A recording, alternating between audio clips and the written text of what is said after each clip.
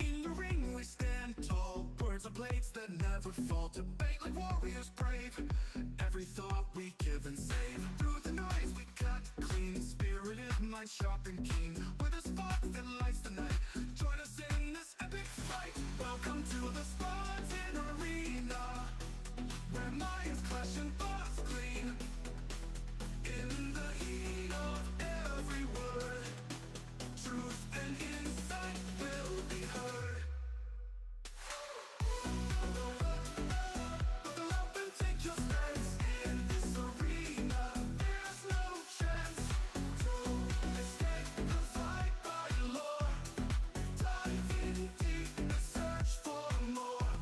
From heartfelt talks to fierce debates, we explore what fate creates. Side by side we seek the light. In the dark our minds ignite. Welcome talks to fierce debates, we explore what fate creates. Side by side we seek the light. In the dark our minds ignite. Welcome to the Spartan Arena, where minds clash and thoughts clean. In the heat of every word, truth and insight will be heard. Buckle up and take your stance. In this arena, there's no chance to escape the fight by lore. Dive in deep and search for more.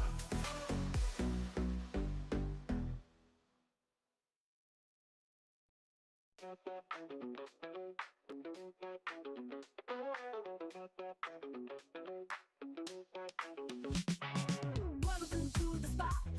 It's time to ignite. Oh yeah. Operation Hangout. The feeling's just right. Chilling with the crew. We're ready to groove. Opinions flying high. Come on, let's move. Hang out all night long, all night. Laughing and debating, playing our song. Oh yeah. Share your thoughts, don't be shy. Don't be shy. Operation Hangout, let's reach for the sky. Let's fly. Pull up a chair, let's get in the zone. Voices blending smooth like a funky trombone. Oh yeah. Topics from the heart, making us think. With a twist and a shout, raise up your drink. Cheers! Hang out all night long, all night. Laughing and debating, playing our song. Oh yeah. Share your thoughts, don't be shy. Don't be shy. Operation Hangout, let's reach for the sky. Let's fly. Bring it down, shake it up, feel the beat. With every word we share, the circle's complete. Living loud, think it proud, that's what we do. Oh yeah. Join the club, come on through, we're waiting for you. Alright. Hang out all night long, all night. Laughing and debating, playing our song. Oh yeah. Share your thoughts, don't be shy. Don't be shy. Operation Hangout, let's reach for the sky. Let's fly. Hang out.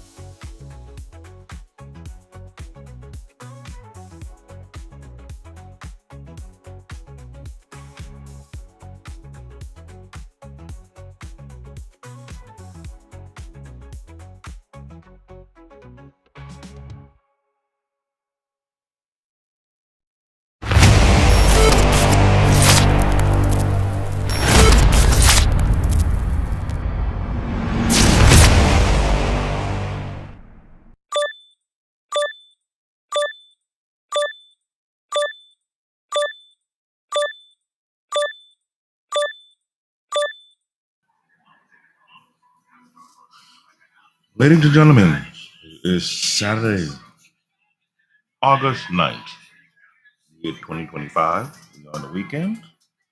Time for Aquage and Hangout. How's everybody doing? Well, the main host is on a little vacation, so I'm taking over for tonight.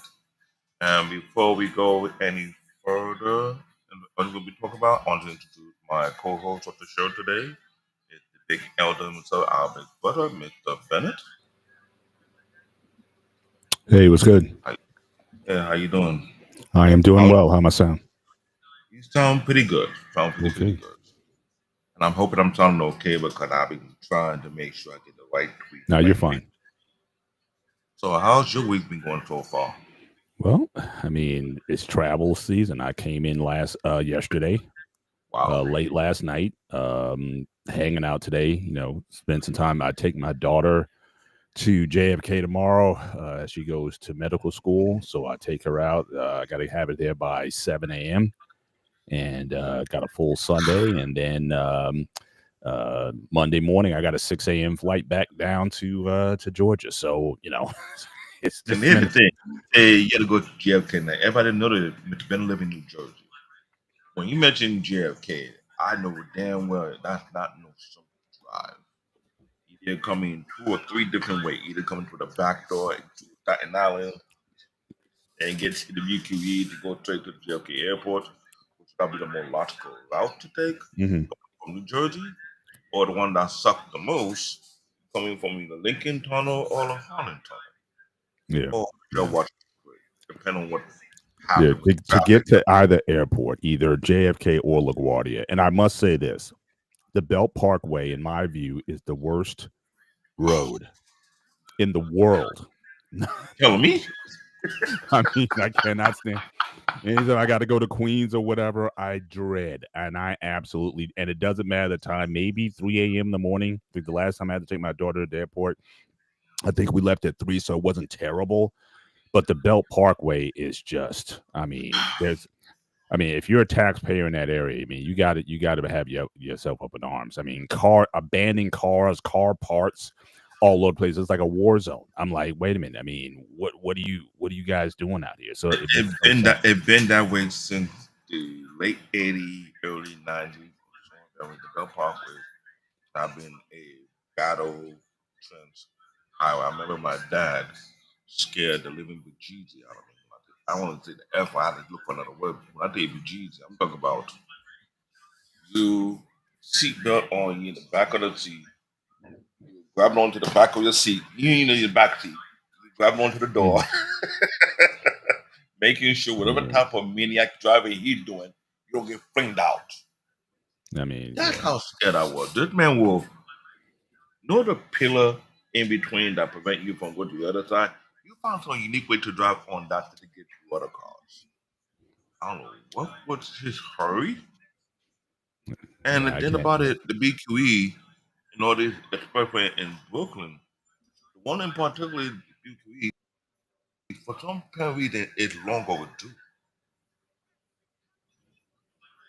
Well, it seems That's like the there's a lot of problem. That construction going on, but it's like expressway has not been.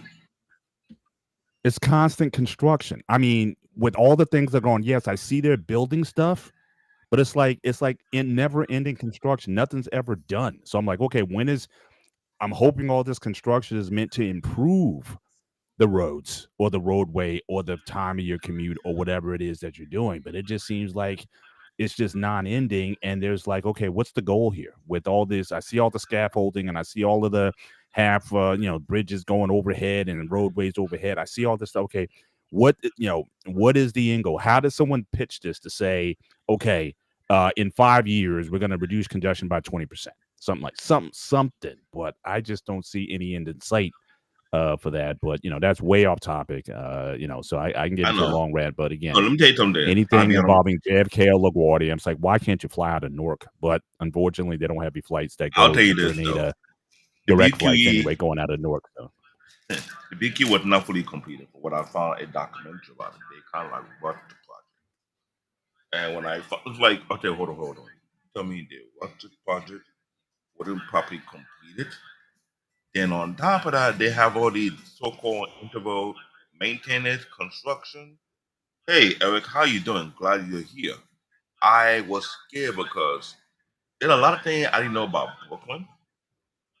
Got to find out more about it because Brooklyn itself went through a lot of transformation over the many.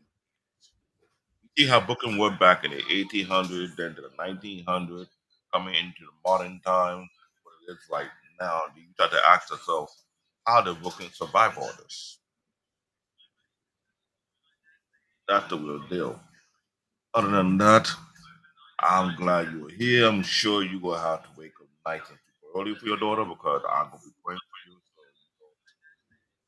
So, phew, that'll be a long drive. Yeah. And JFK So is not a simple airport just to go through. Oh, Wally, okay. Let me see. I will drop the link in the chat because I thought everybody got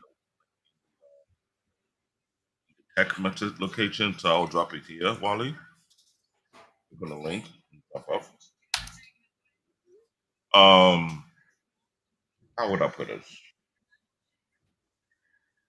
Either way, if you're coming to JFK Airport, you're coming to LaGuardia, please. If you know your flight time, I will say, depending on your distance, put an extra hour. I'm serious, ladies and yep. gentlemen. If you are traveling and you have to fly to JFK LaGuardia, I'm telling you right now, do not take. I don't care what your plan is. Put an extra hour into your scheduling and come a little much earlier than expected. You never know whether there's construction going to take place along your way there because they're constantly either modifying or repairing or cover up a botch work that they did notice that it end up happening. That's Mhm. always been the case. Yeah. And that is crazy. So I'm telling you guys, please don't overdo it. On that note, we'll be talking about today's topic, which is I don't know if I could call it a franchise, an American culture, an American icon, what make America like wrestling, because we know WWE is considered being embodied into the American culture. As it is. We have had multiple discussion about that part already in multiple angles. Superman. I had to abuse my assistant, aka ChatGPT, because you know him better than I do about the history of Superman. hmm I know it based on the Keanu Reeves, not what the Keanu Reeves. What's his name again? Before he got Christopher Reeve. put, there you go. Well, first of all, I think we need to level set this conversation tonight because, again, I think we've talked about Superman, I think, in the past. We especially talked about him during an episode. In fact, go back in the Spartans Q Network and you Hmm. look up an episode, God and Superheroes. So we talked about that Did a lot as far as the origins and whatnot and how he was certainly one of the early ones and the significance of it. But I think we need to level set a little bit tonight as far as discussion, at least from what I just understood from our meetings leading up to this. Because, in fact, you can even, and if you you can, correct. show that first slide. Show that first Let me do slide that right now. because, we can go all over the map with this. So, again, this is all of, so in context, we're talking about certainly those Whoa. films that were live action films. So any of the animated movies, whether it be same thing with the Dark Knight series or the Batman series or Superman, whatever, we're talking about the live action, but in particular, we're talking about the movies, not the TV shows, not the series, not the serial. So if you go all the way back, Kirk Allen back in 1948, 1950, he was the first one to do a set of small films. You had Hmm. obviously George Reeve, who certainly had the famous Superman show in the 50s. He certainly, definitely did a lot to popularize the character. And then you had a 20-year gap before you had Christopher Reeve starring Superman, the movie. That was the first movie. Now, Everything else, are they related? George no, Reed they're and not. No, they're oh, not. Um, so again, you had several series over the years. You've had Superboy, you've had Superman and Lois, you've had Smallville, all of the, and you had the certainly with the Flash and Green Arrow series, the Age of Infinite Earths series. You had Superman and Lois, all of these different cameos and series that have taken place. And the reality is, we'll be here all night talking about those. And I don't know, for me, I haven't had the time to watch all of these, quite frankly. And I know Superman And has certainly gotten a lot I'm of. glad you said that because I don't want to cut you off because when you get this slide, I was confused. Let me tell you why I'm confused. I know about Christopher Reeve, the movie part of it. I recognize George Reeve. Jane Ham Newton, I never seen his part of Superman. That is new to me. To Christopher, I never got a chance to see that side of That was Superboy, right? So there was a Superboy. live action in the 80s. Again, there was a Superboy series that came on. I never So came across that. It's yeah, Dean Cain that was the most popular version of Superman that I know of, but that was from right. Smallville that I was aware of. Tom Welling, it's somewhat a collaboration with how would I say the mix up show from the Flash, Supergirl, etc. When the Crisis, Earth, whatever series was doing, he popped up a few times. Brandon Root, never seen that part. Well, Harry that was Potter, Superman Returns. Okay, so the movie Return. Superman Returns came out. So basically, what I want to pay homage to all of these guys because again, they all were live action actors who played Superman either on in film or on television. So I want to acknowledge those guys before we get started. But again, if the conversation will get too heavy, so what I decided to do was limit the discussion because these are the Mm, 4 actors who played Superman in a movie. So we're talking about the movie franchises, makes sense. not the series or whatever. Smallville, you can go several shows on that one. All right. It just gets too much. It gets way too complicated. So we're going to be dealing with it. Yeah. So we're going to be dealing with these recent entries, right? So again, you had obviously Christopher Reeve, Superman 1978, Superman Returns 2006. That was Brandon Routh, and that was essentially a sequel to the original Superman movie, or at least Superman 2. It's either a sequel to Superman or Superman 2 that came out in 1980. Man of Steel, Henry Cavill. That film and that franchise, with the Justice League films, and again, that's again, people are kind of, it's like a mixed bag on that. Even when you take in the director's cut that came out doing, I think in 2021, And why? again, there was a lot of controversy with that one, but it's a totally different film. If you haven't watched the director's cut of the Justice League, you owe yourself to do that because it's a very different film. I would say that. So it's worth watching if you haven't. And then obviously the most recent entry, this came out earlier last month, was again Superman 2025. David Corenswet is the new Superman. So hopefully everyone's got a chance to see these. If you haven't, got to see the latest one. Yeah. So that one again, I think the movie's been out enough. I would say this: if it's past spoiler, like I'm typically not a spoiler guy until at least for the first couple weeks, But I mean, at this point, if you haven't seen it, I mean, there's spoilers all over the place. So if you haven't seen it yet, then if I give away spoilers tonight, I would say turn off if you intend to see it, and if you don't want to hear about spoilers, then I would say don't. Good night. Have a good night, and we'll see you next week. All right. If you don't want the spoilers. But if you don't care about it by this point, then by all means stay on. So, but these are the 4 that actually had a movie. Now it's interesting. I go back. There was actually an attempt back in the 90s. So I got Nicolas Cage 2023. There was actually an attempt. Tim Burton, who did the original Batman 1989. There was a concept in place. In fact, they had actually go look at YouTube. They had test runs of Nicolas Cage as Superman. They had him in a Superman costume. In a way, I'm glad they didn't do it because, again, Tim Burton doing Batman is one thing. I wasn't looking forward to a Tim Burton Superman, at least, and just looking at the costume and whatnot, I was just saying to myself, no, I'm not, I wasn't feeling it, or certainly where they were trying to go with it. So I'm glad that didn't get made, but he did have a cameo in the Flash movie from 2023 as Superman, Nicolas Cage. So so that is why he's on this list.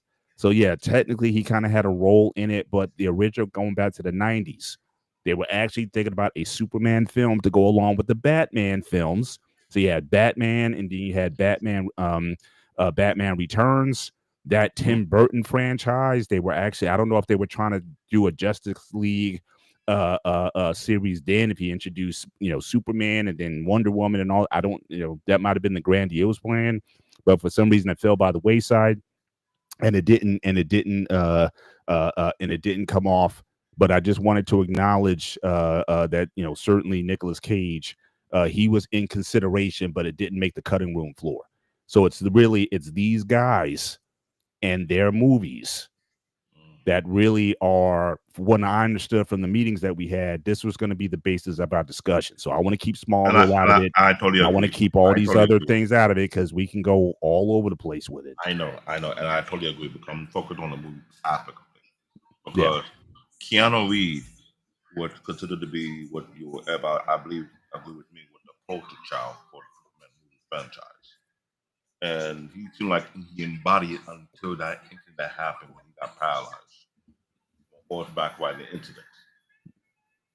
Nobody thought that was going to happen quite the way. There was a lot of movie he did. And we thought there would be more movies coming after until that incident. Yeah. And when that thing happened, it's like maybe I'm wrong in this, but it's almost like they gave up hope to see any more Superman movie because of his injuries.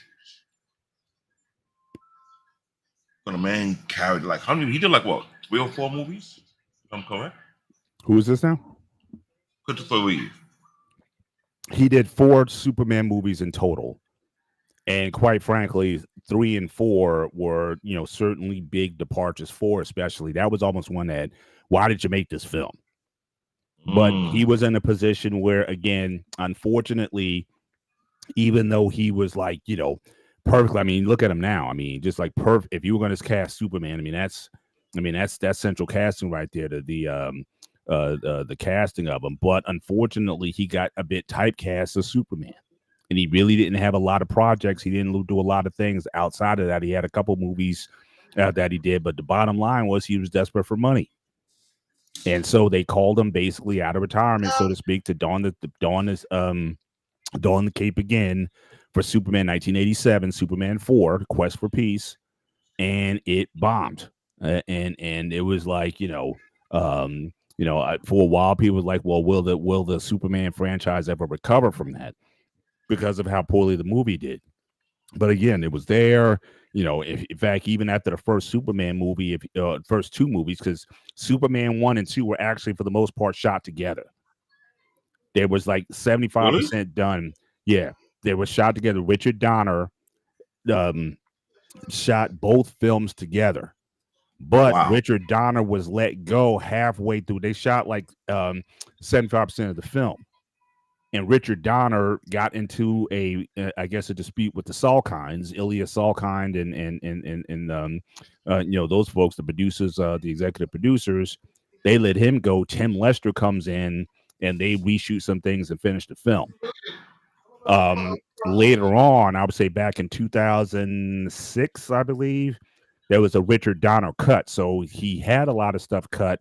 He reanimated what you mean, because I'm looking at it and released it on DVD, the Donner cut of Superman 2.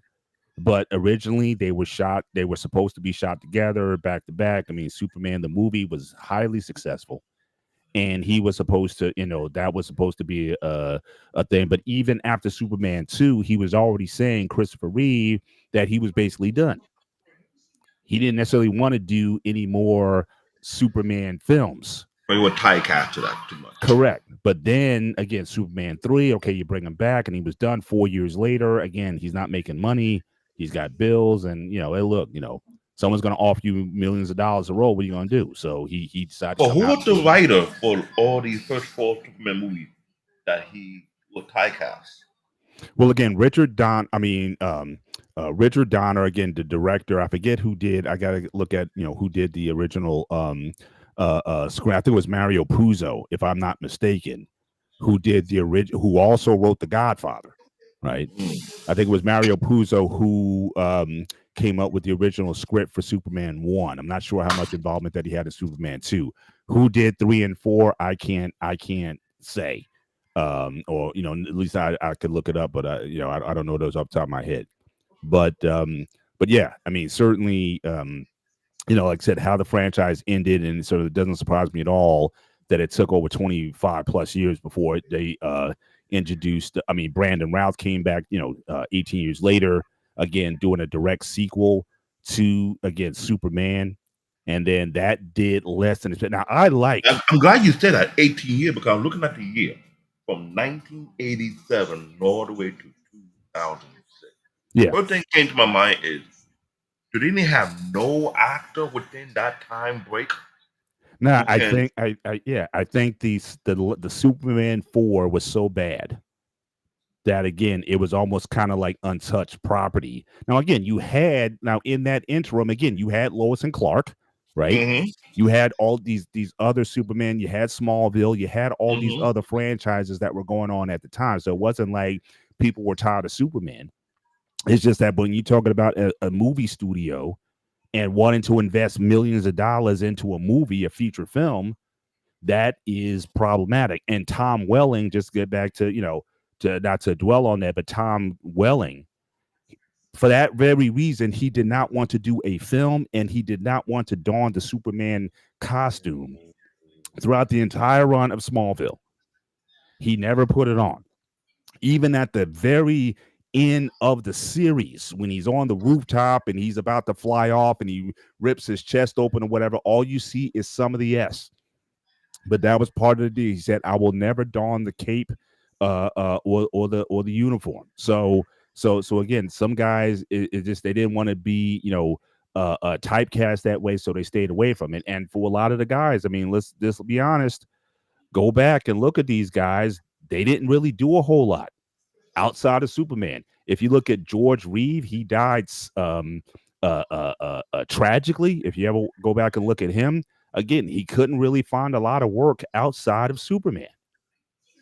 That was it for him. So he, Because, but things here's the went very, thing. But, yeah. but here's the thing. I don't want to divert from the comic because I find it weird because when I see this roster of people who did live action version of Superman, the first thing came to my mind is look on the other side.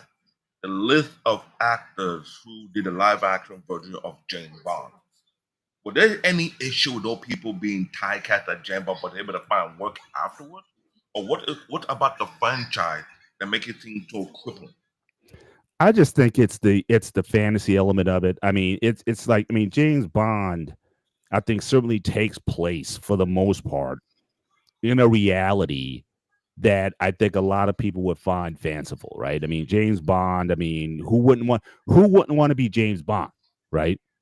You got the greatest gadgets, you got the best cars, you got the Mm-hmm. best women, Mm-hmm. you save the world at the end of the day. It's almost like it's in some ways attainable And the for thing is, certain people. to portray James Bond, it's like you have to fit the criteria before they even allow you to play James Bond. Because there was a long list of actors that played Actually, James it's Bond. not many. I mean, it's a Not many. shorter It's a, shorter list than what we have here. I mean, everybody's had runs, but go back to it was Sean Connery, uh-huh. Roger Moore. Uh-huh. I'm not going to count David Niven. Okay, so Why? Casino Royale, that was a spoof off of James Bond. It's not in the canon, but you got them. Then you got after Roger Moore. I forget the oh gosh, I got to bring up my James Bond actors now. Pierce You might. Brosnan, but you had a guy before him, Pierce Brosnan, and then you had Daniel Craig, and then you also had the one guy who did On Her Majesty's Secret Service. So you're only talking like 6 guys. I mean, it's not a big roster because those guys most of them had long movie runs, with the exception of the guy who did On Her Majesty's Secret Service, and then you had the guy who did the 2 films, License to Kill, and I forget the other Okay, one. and I get that part. When I look on the Super, it's like almost like there's a boogeyman memo in Hollywood. By George Lazenby was the guy, and Timothy Dalton. Those are the guys I was missing out on. Okay, Eric covered for you on that one. Yeah. But here's the thing: where you make it seem like if anyone beat who donned the cape for a Superman movie, it seemed to me their career is over. Is that what it sounds like? For Superman, yeah. I mean, look at these guys. Now, I would say the most successful actor out of this list is probably Henry Cavill, because Henry Cavill, he went on to do other movies. He's still doing movies now.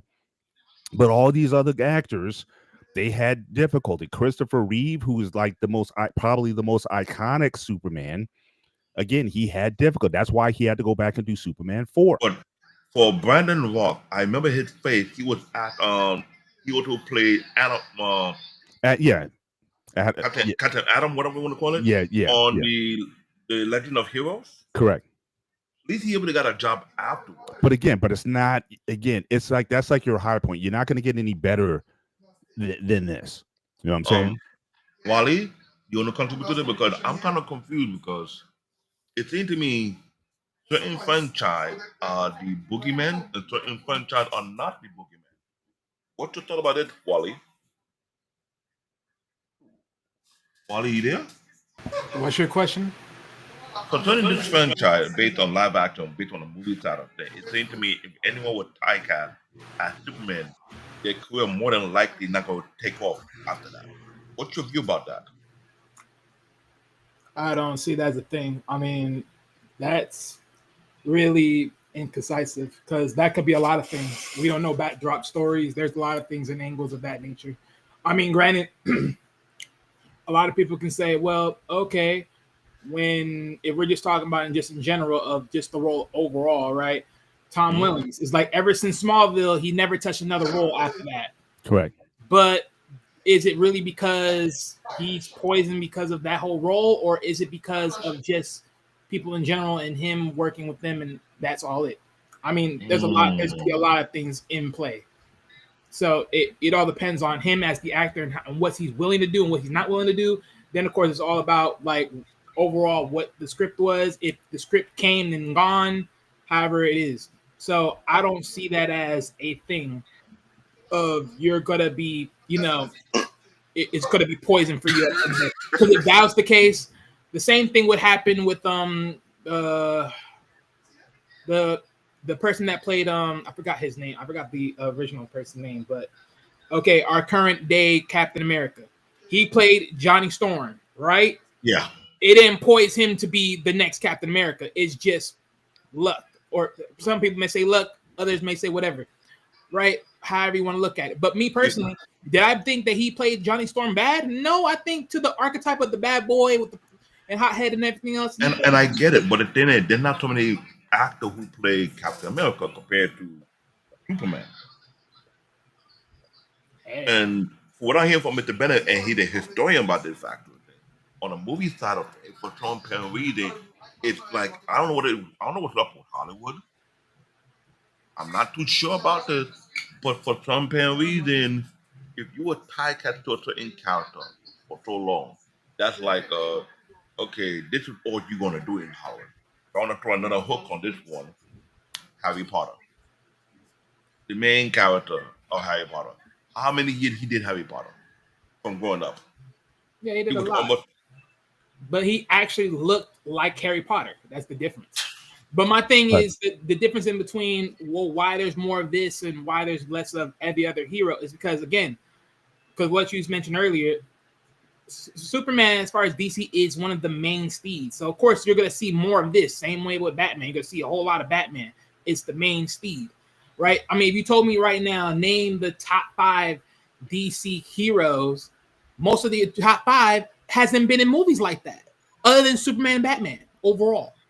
So, hey, I'm trying to understand this boogeyman mentality about Hollywood when you get typecast to a certain character. Right. That's like. But also, I honestly, I do think it has something to do with the role. I mean, because again, you're playing for the most, again, in the minds of, I'm talking Gen Pop here, not true fans or whatever. You're playing a kid's role, basically. It's almost like you're playing a character like on cartoons on Saturday mornings or something like that. That's like Michael Jamal Warner when he did Steel for so many years, and he joked about it. Say that it's hard for him to move from the image of him being killed from the Cosby Show, but he was successful afterward. Yeah. So I'm trying to understand. But not everybody. I mean, look at everybody else on that show. It's not like all, Keisha Knight Pullman and not all of them went on to do other things. It was good. I'm glad for him that he was able to branch out. But again, you see this with a lot of child actors. Once you reach your limit, Emmanuel Lewis or Gary Coleman or any of these guys who play kids on TV, not all of them go on to do things. Now, Ralph Macchio might want to be one of the few who was on 8 is Enough. Yeah, y'all too young for that show, but 8 is Enough. Back in the day, he went on to be Daniel LaRusso and Karate Kid and all that kind of stuff. But again, how much work and being successful afterward. Yeah. Okay. So again, it's rare, but so again, I think typecasting is a real thing. Being typecast in this type of role is also a real thing. But again, a franchise, getting back to the original comparison to James Bond, I think the property is much more adult, and I think there's a certain sophistication to it that I think doesn't limit you in the same ways that a quote unquote superhero would do. Because again, you're treated the way you're treated in there. Again, you're wearing the nicest clothes, the best cars, the best women, or whatever. It's kind of, you're in an ideal space. Most men, not boys. I don't know of any grown man who's likes to say, like, I want to be Superman. Okay, but I know a lot of folks who wouldn't mind being James Bond if they can have at least the lifestyle like James Bond. So I don't think what's called Angel Heart. Correct me from I think she did some movie, some adult film. It wasn't an adult film, but it was something that obviously that certainly she stepped away from the Cosby Show for a while. I remember that. And then she did different because she was on a different world at that point. Once she did that movie, she was basically gone. She really wasn't there anymore. So I think that was a major, because again, Cosby was trying to promote like family value type of show. I think that movie that she did some nude scenes in there, whatever. And he was like, nah, we can't have that on what I'm trying to build here. So she had to sort of depart from the show. She came back, I think, years later, but it took him a long time to kind of make up for that, because that was he was totally against her doing that type of film, and she decided to do it anyway. So that's a totally different thing. But again, a lot of these child actors, a lot of these actors who play these type of roles have difficulty moving on, especially if they want to do like serious stuff, because nobody can look at them outside of when the first time when you see them, they do. Okay. What was Angel Heart? Yeah. So, I know Mickey Rourke was it. Yeah. So that was the movie. You're correct. But I'm just saying, but that was because of the adult nature of the film. It did not fit what Cosby wanted to do, and she didn't do a whole lot of work after that. So again, I'm saying that, and she might, and a lot of people, they'll try to take the risk to do something like that. They'll say, oh, look, I'm typecast as this kid or this goody two shoes. Hey, let me do something totally off. Let me play a bad person. Let me play a villain. Let me do some nude scenes. Let me do something to break out of this kid image I have. You see it with musicians also. If you were one of these kid musicians growing up and you got this bubblegum image, now you say, I gotta do more sexier, raunchier songs. I gotta do more image. I gotta do more things. And I get that. Yeah. Now, from the lady's point of view, we have Wife Food Podcast. She said Christopher Reeve and Henry Cavill considered to be the best for the franchise. Yeah, but I would have to agree with that. Yeah, I mean, I would certainly say that. First of all, I'm a big originalist guy, right? I think it's just like, for me, it's just like Wonder Woman. Linda Carter was and always will be Wonder Woman. I know Gal Gadot, she did a good job, at least in the first Wonder Woman movie. But Linda Carter, Wonder Woman, 1975, that was my first crush ever. She will always be Wonder Woman.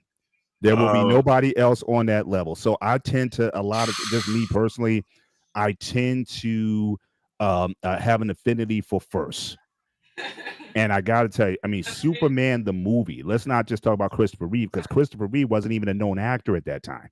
I think he was doing some soap opera or something like that, but they wanted to go with somebody who was relatively unknown, right?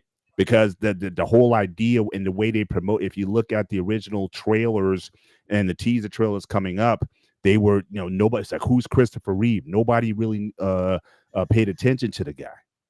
And the guy was Okay. a relative unknown. He was a good friend of Robin Williams, and I think they studied at one of those Ivy League schools together. They did a lot of improv stuff. Him and Robin Williams were like best friends. And it was actually, he got clowned actually when he was offered the role for Superman, because it's almost like, okay, look, you're selling out, because we're kind of true artisans, and Superman, that's like kiddie stuff or whatever. Again, this is from his peers. Wow. So Okay, no, hold on, time out. So when I hear that now, here what comes to my mind. Another actor who did something almost close to similar. I'm not sure they fall in the same category. Iron Man, Robert Downey Jr. That franchise catapulted his career. Am I correct? Robert Man. was a pretty good commodity. I mean, he was kind of in. I mean, he was an established. He was an He was an established established actor. actor. He wasn't a He had nobody. trouble. He had trouble. He had He was he had locked up. he had struggles off the offset. Yes, he did. Then when he came back and did Iron Man, the first Iron Man movie, that catapulted his career. Let's be real. Then while he was doing the Iron Man franchise, he did one of my other favorite franchise, Sherlock Holmes. Now, to me, I hope Wally think I'm correct on this part. I feel like he was more Sherlock Holmes than Iron Man. There were two different franchises with two different strong fan base. Who? He put it off. Am I wrong, Wally? Who? Robert Downey Jr. Okay, what about him? To me, I felt he was more of more Sherlock Holmes than Iron Man, where he portrayed the character. Now he doing Doctor Doom. I was like, okay, he doing something. And this fall in the same category like Superman, if I'm correct. If I don't wrong, please let me know if I'm correct here. Based on theme. All right, what analogy are you aiming at here? Okay, Superman is a particular type of franchise where people consider the kiddie based on the age, because Superman is based on the comic book. Iron Man is also based on comic book. Okay. Yet he expanded the franchise based on his creativity, how he portrayed the character. But to me, he wasn't hurt by that. Correct. Who wasn't hurt by what? He's basically typecast. Robert Downey Jr. was not hurt as far as being typecast and playing Iron Man. Okay. So I'm trying to understand what is up with these comic book IP franchise whereby if you talk about a particular character, that's the end. I need to make an understanding of it. Because Okay, Like, well, I'm getting a I'm lot so to- lost by your analogy here, because Robert Downey Jr., if I'm not mistaken, before playing Iron Man, he played Sherlock Holmes, correct? I believe so, yes. So if he played that beforehand, then what are we talking about here? But when he came back and did the Iron Man franchise blast off. For the first Iron Man movie, they did the second Iron Man movie, then the third and the fourth. But while he was doing that franchise, we went to the Avenger franchise, which is adding more. He was typecast as Iron Man, heavy on that. But he also did Sherlock Holmes, which to me was my favorite franchise. But I like the character creation and the depth that he put into that. I felt he's more relatable, more recognized. Because look at Iron Man, the characteristic of Okay, Iron are you trying to say, like, as far as characteristics, he's more in lock with Sherlock Holmes than Iron Man? I'd say I can't say he's in luck. He did Sherlock Holmes better than he did Iron Man, but somehow his career is not affected. So we're talking about Compared being to- affected. Yeah, but hang Why on, would he Wally. be Just to correct the record, Sherlock Holmes came out after Iron Man came out in 2008. Sherlock Holmes came out in 2009. So Okay. he didn't do Sherlock Holmes before Iron Man. All right. Well, even then, so Because I'm trying to understand, because it seemed to me anyone who do according to the IP of Superman, if you don the cape and everything, it's like almost like besides Henry Cavill, he escaped it. Anybody else? Like I don't understand what's up with the comic book again, IP. what does that do with anything? Again, we don't know these backdrops, so that's what I'm saying. Like, yes, it may seem like the one where they touch and don this and then they go down, but did they go down because of that role, because of this, or did they go down because the works that they were trying to get into just didn't fit their mold? Because again, we also got to understand, even if they go out there and go get certain roles, they may not fit the role, and there's someone better for the role. So again, what are we talking about here? I guess he's trying to. I think he's trying to look for, I guess, causation or causality, where it could be simply But again, coincidence. causality would be Right, it could be right. I'm saying, stories. but that but that's oftentimes what's due. There's all kinds of conspiracy theories or curses of anybody who did this, that. But again, going back to these guys, I just refer to as once again. Again, I really want to get into the movie franchise, just given the time. That's what I'm Again, looking at. all of these guys, either you haven't heard of them. Now, Dean Cain has been making news as of late because of his criticism of the last Superman film. He thought it was a little too soft, I guess, and he's getting a lot of pushback in social media because of his criticism of I guess David Corran Swint's Superman.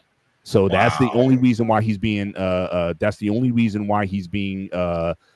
mentioned in social media, because of his criticism of the film and where it was going. But everybody else on this list, if you look again, Tom Welling, he had a long run on Smallville. I mean, he probably made as much money on that show, he never have to work again. But what he but you know, is he doing anything major? I remember I seen him in Draft Day back in 2014, a good football film. But again, a lot of these guys really haven't had a lot of work. And I've heard these guys interviewed. I heard Brandon Routh interviewed in terms of what happened after Superman and whatnot. And he talked about some of the missteps and things that went on in that process and how his career kind of faltered a bit sort of after that. So, all right, so pause. Yeah. So when you say missteps, what missteps are we talking about here? I think his attitude.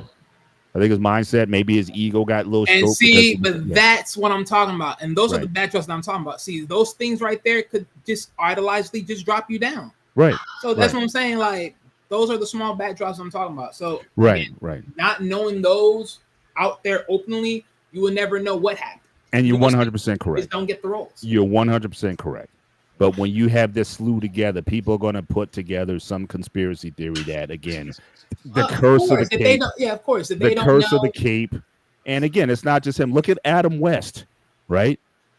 What did Adam West do outside of Batman? He made a couple of appearances on Big Bang Theory, but outside of that, what was his career after doing that, or Burt Ward for that matter? So from some execs, they said, look, I think I'm good to play this role or whatever, but it's like, sorry, only so you as Batman or whatever. I mean, a lot of this is also about who you get in front of and what they see you as, because they're the ones who ultimately sign off on the deal. Some of it could be your attitude as well. You're absolutely right about it. No, but again, I agree that part with Wally.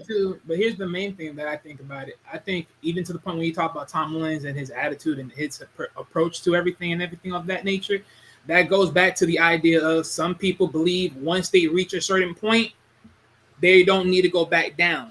Meaning, so for instance, let's say for instance, Henry Cavill. If Henry Cavill magically were to start getting roles for TV roles, but it's only like for TV series or something like that, if you feel like you're too above that, then yeah, guess what? Your career just gets stumped because you believe you're too above it. When in reality, a TV show can easily be as popular as a movie. True. But I know for a fact, Tom Welling specifically said at the beginning of Smallville, he did not want to wear the costume. He would do the series, but that was a contingent that he put in there that he didn't want the costume. So again, if he didn't think that the costume would hurt his image, just like it might have done George Reeves or Christopher Reeve for that matter, then why would he do that? See, or why would he insist that without even trying? But see, right there again, and see, that's my thing. If he said it right, he didn't want to don the cape and the suit because he didn't feel like he would be trapped in an oasis of being under the Superman mantra for the rest of his life. Then honestly, why did the role at all? If you don't have that belief in yourself as an actor to even play the role, let alone to arc the role, then you should never did it in the first place. We'll even go beyond that, Wally. Well, why would they even offer? But wait a minute, I'm the producer. I'm the executive producer. Why would I even offer it to a guy that wouldn't do that? And what's the point? No, but you know what? Here's the thing, because think about it. In a lot of sense, if now that we heard that, then here's the plot twist. The plot twist is, shouldn't Smallville had ended early to the point that they were quote unquote about to ship the idea of putting on the suit. Meaning he should have been ushered out and someone should have been ushered back in. Meaning get somebody brand new. They didn't do that either. So that's my whole point. And so the I don't see fact how that that we works. constantly keep seeing that's not how it works. But let's be honest, in acting, technically it is. Seeing how much people have literally shipped and moved on and switched out of positions just because. We've seen this time and time again. Pinabella did that a couple of times. The reality is, Living Things did that a couple of times, but while they do got a point, he made it seem that cape came like a curse. That means someone must be doing that rumor. If you don the cape, you tie a cat to be locked down to that. Any other career that could come down. So, and he might have had good reason just based on the two most iconic Supermen up to that time were the two Reeves. Because again, George Reeves came on at the birth of television. The Superman show from 52 to 58, that was like must-see TV. That really popularized Superman throughout the country and worldwide. There you go. And Superman the movie like went out of the stratosphere.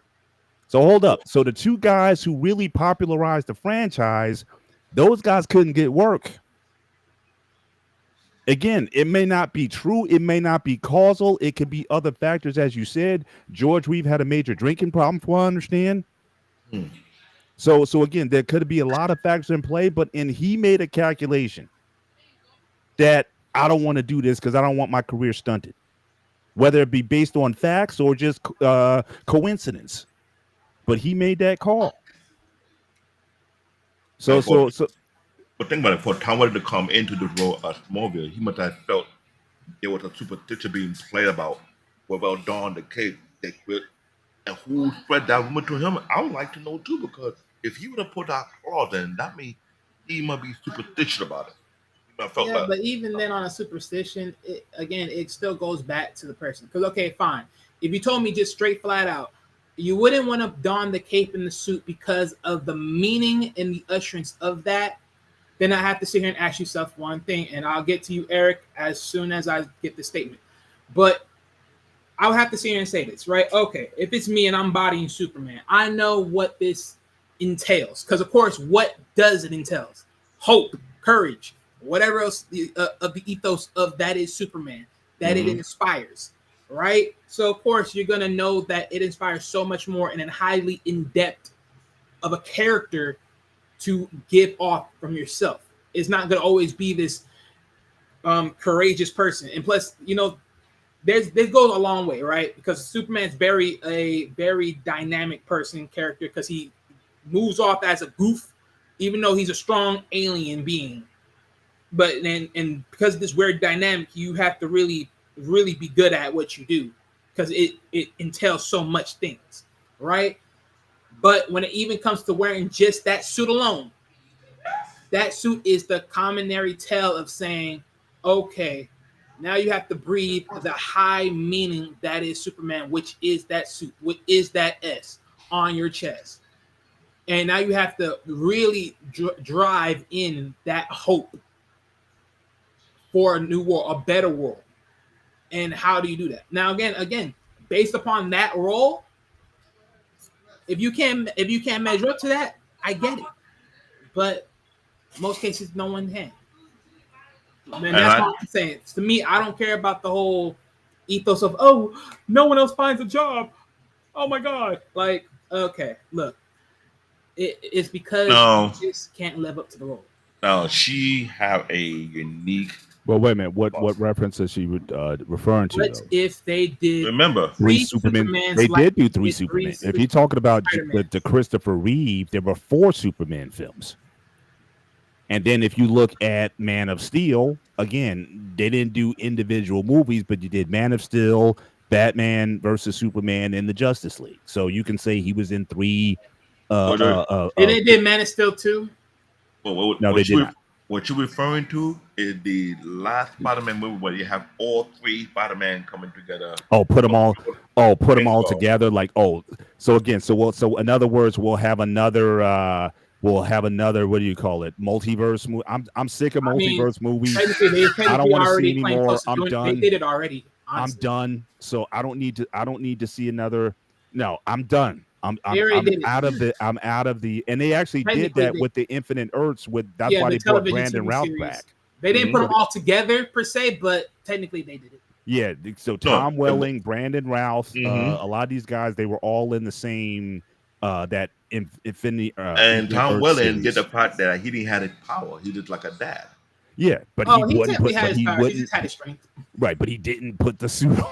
He did No, not. no, do well, that. no, because at that point he had in that timeline he sacrificed his powers just for the sake of his kids and all that stuff. Mhm. Well, he still had it though. But I'm just saying. But yeah. Well, yeah, but that's how they sold it. Which, All right, let's get into, because again, we like I said, we can talk about the conspiracy theories and the series. Like I said, I didn't want to spend a ton of time on the series. I really want to hone in on The the movie. movies. And And again, I don't know, Wild, if you've seen And that's what we're going to dig it in on. if Because you've seen the latest Superman movie as of yet. But certainly, Eric, that's interesting. what do you think? I seen the preview of the latest movie, and when they brought crypto into the scene, I was like, I gotta watch this movie. 'Cause I might be way too critical because of the IP, because of the comic book, so to Right. speak. And I'm thinking, if they're doing that, then you might well just, I wouldn't say it. I want to sound rude, but if you're gonna do that with David Coates, that's how to pronounce his last name.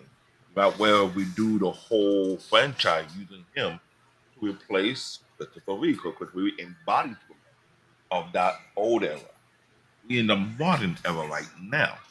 So if you will have him and you introduce crypto, then you might well flush out 2 or 3 more Superman movies with him.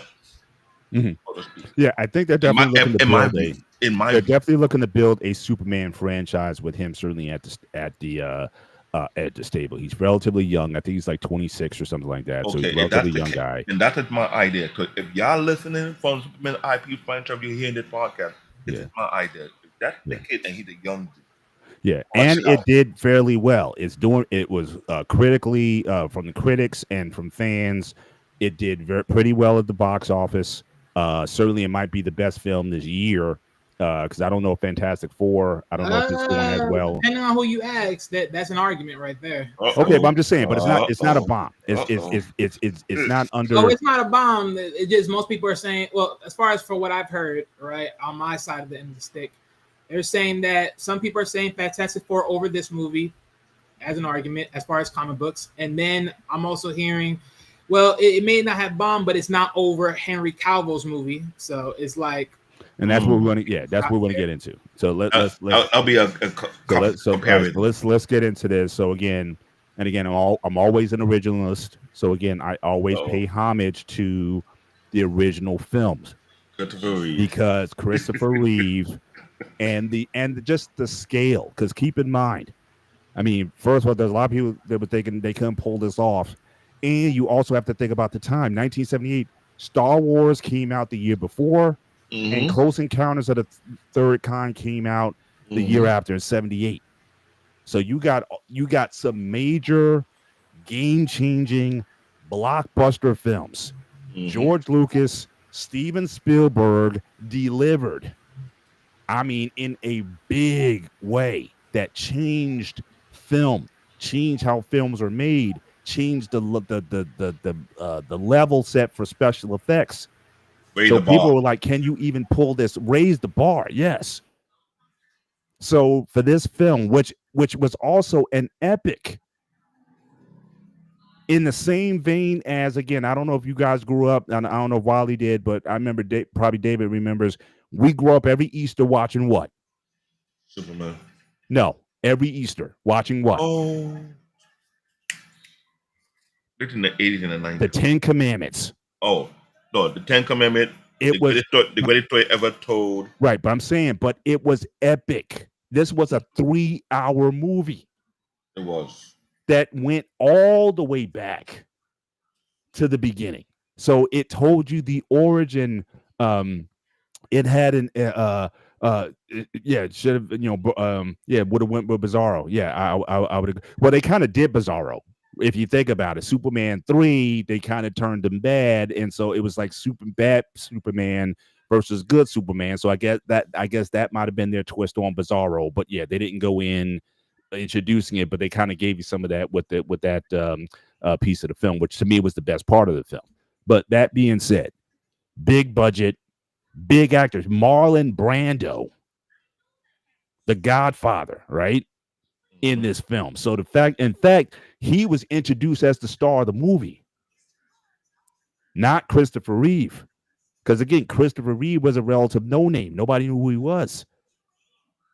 So big scale, big sets, big effects, introduce different technologies to, and again, by today's standards, does it hold up? It doesn't hold up obviously as well today. But for 1978 audiences, the tagline for the film was, "We'll make you believe that a man can fly."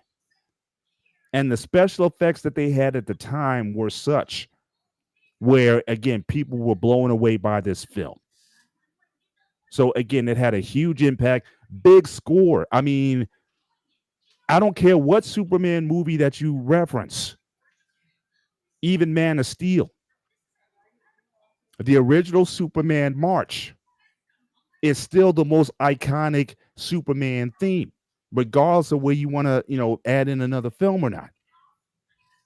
So John Williams, shout out to John Williams, who is probably my favorite musician of all time. And so that was Darren Johnson instead of a Poole. But certainly big scale, big budget. Again, told you the whole breadth. His origin story on Krypton, growing up, the struggles and everything. I mean, the movie was going on for like an hour and a half before they even introduced Superman, like as Superman. Now, let me ask you They this took question. their time telling this story and fleshing it out before they just said, boom. Contrast that to the new Superman film. He's already there. It's like the first frame, boom, there he is. Here, the original Superman movie, they take their time and tell it in layers before the reveal. Now, here's my thing. You got director James Gunn, right? Yes. I'm sure you're familiar with his work, right? Yes. Now, knowing that they have him to being director of the franchise for the late Superman, you think they're going to keep him for a few more other Superman movies, or they're going to pop him out like they did every other franchise they've done before? Well, look, James Gunn has a track record. I mean, you talk about Guardians of the Galaxy and whatnot. So, I mean, he's that guy. So I don't think he's going anywhere anytime soon. And like I said, the film is doing relatively well. Okay. Well, some people compare it to the Cavill franchise. Mhm. Again, that's a totally different tone altogether. But let me just finish up with the original Superman. So again, iconic film, definitely was a major. If you want to talk about the evolution of superhero movies, it might have been the first to bring a superhero to life in such a way that people treated it somewhat seriously. So you had the Superman franchise. Again, whatever you thought of Superman 2, which was a lot of people thought it was better than Superman 1. So you had a successful sequel. Superman 3, not as good. Richard Pryor, I'm sorry, not as good. And the Superman 4 was a disaster. But that being said, it is a major pillar. You cannot tell the history of Superman, of comic book movies, without telling the story of Superman the movie. It is the next movie that really sets another fork in the ground is Batman 89. And then the one that came after that was Spider-Man 2002.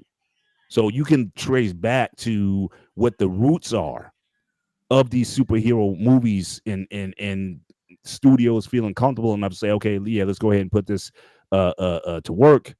Those three movies, Superman the movie, possibly Superman 2, Batman 89, and Spider-Man 2002.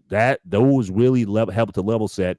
And if you want to go back and mention like Blade, they say Blade actually saved Marvel.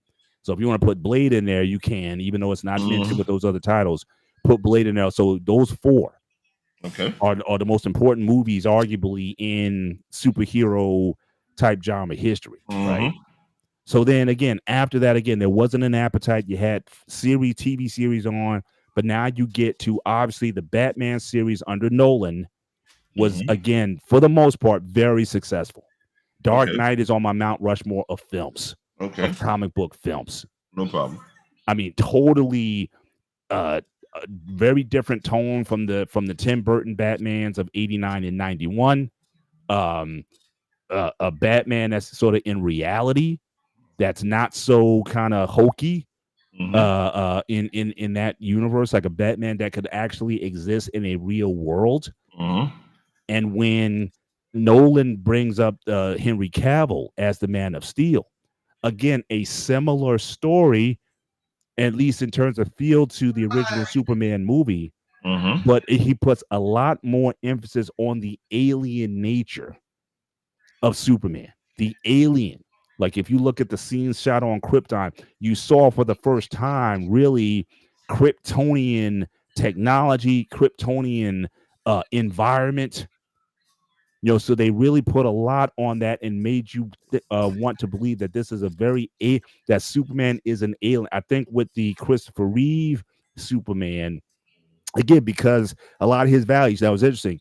In the first films, again, it said, why are you here?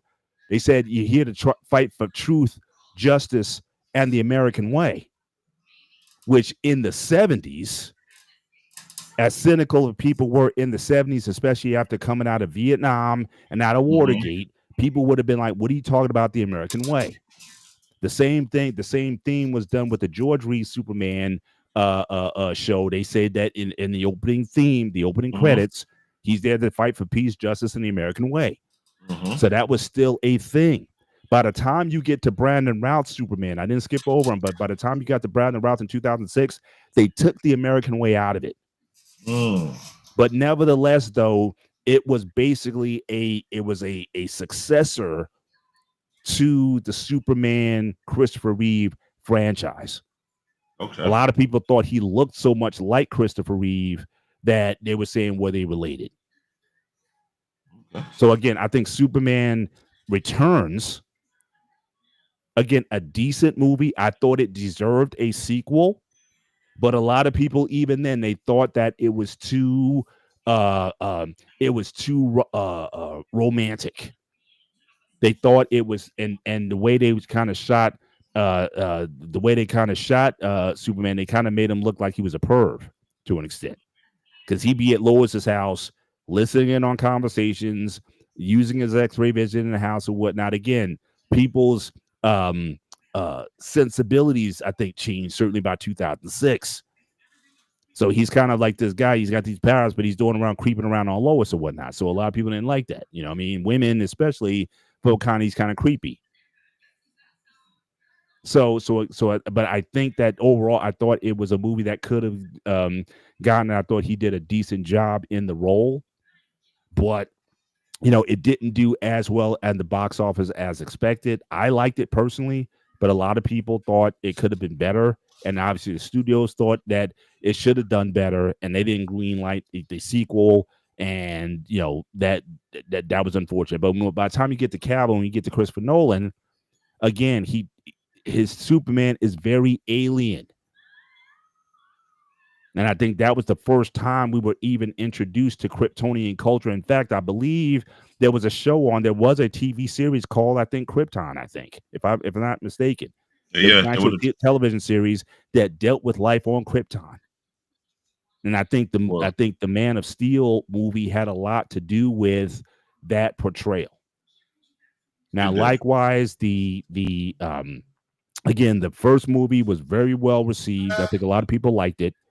A very different tone than the Christopher Reeve, Brandon Routh entries.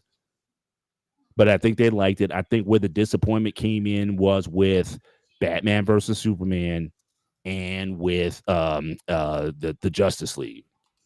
Now, again, I will still say to people, if you haven't seen the director's cut of the Justice League, see that before you judge the film. I would just say that. You may come out with the same conclusion, but nevertheless see it.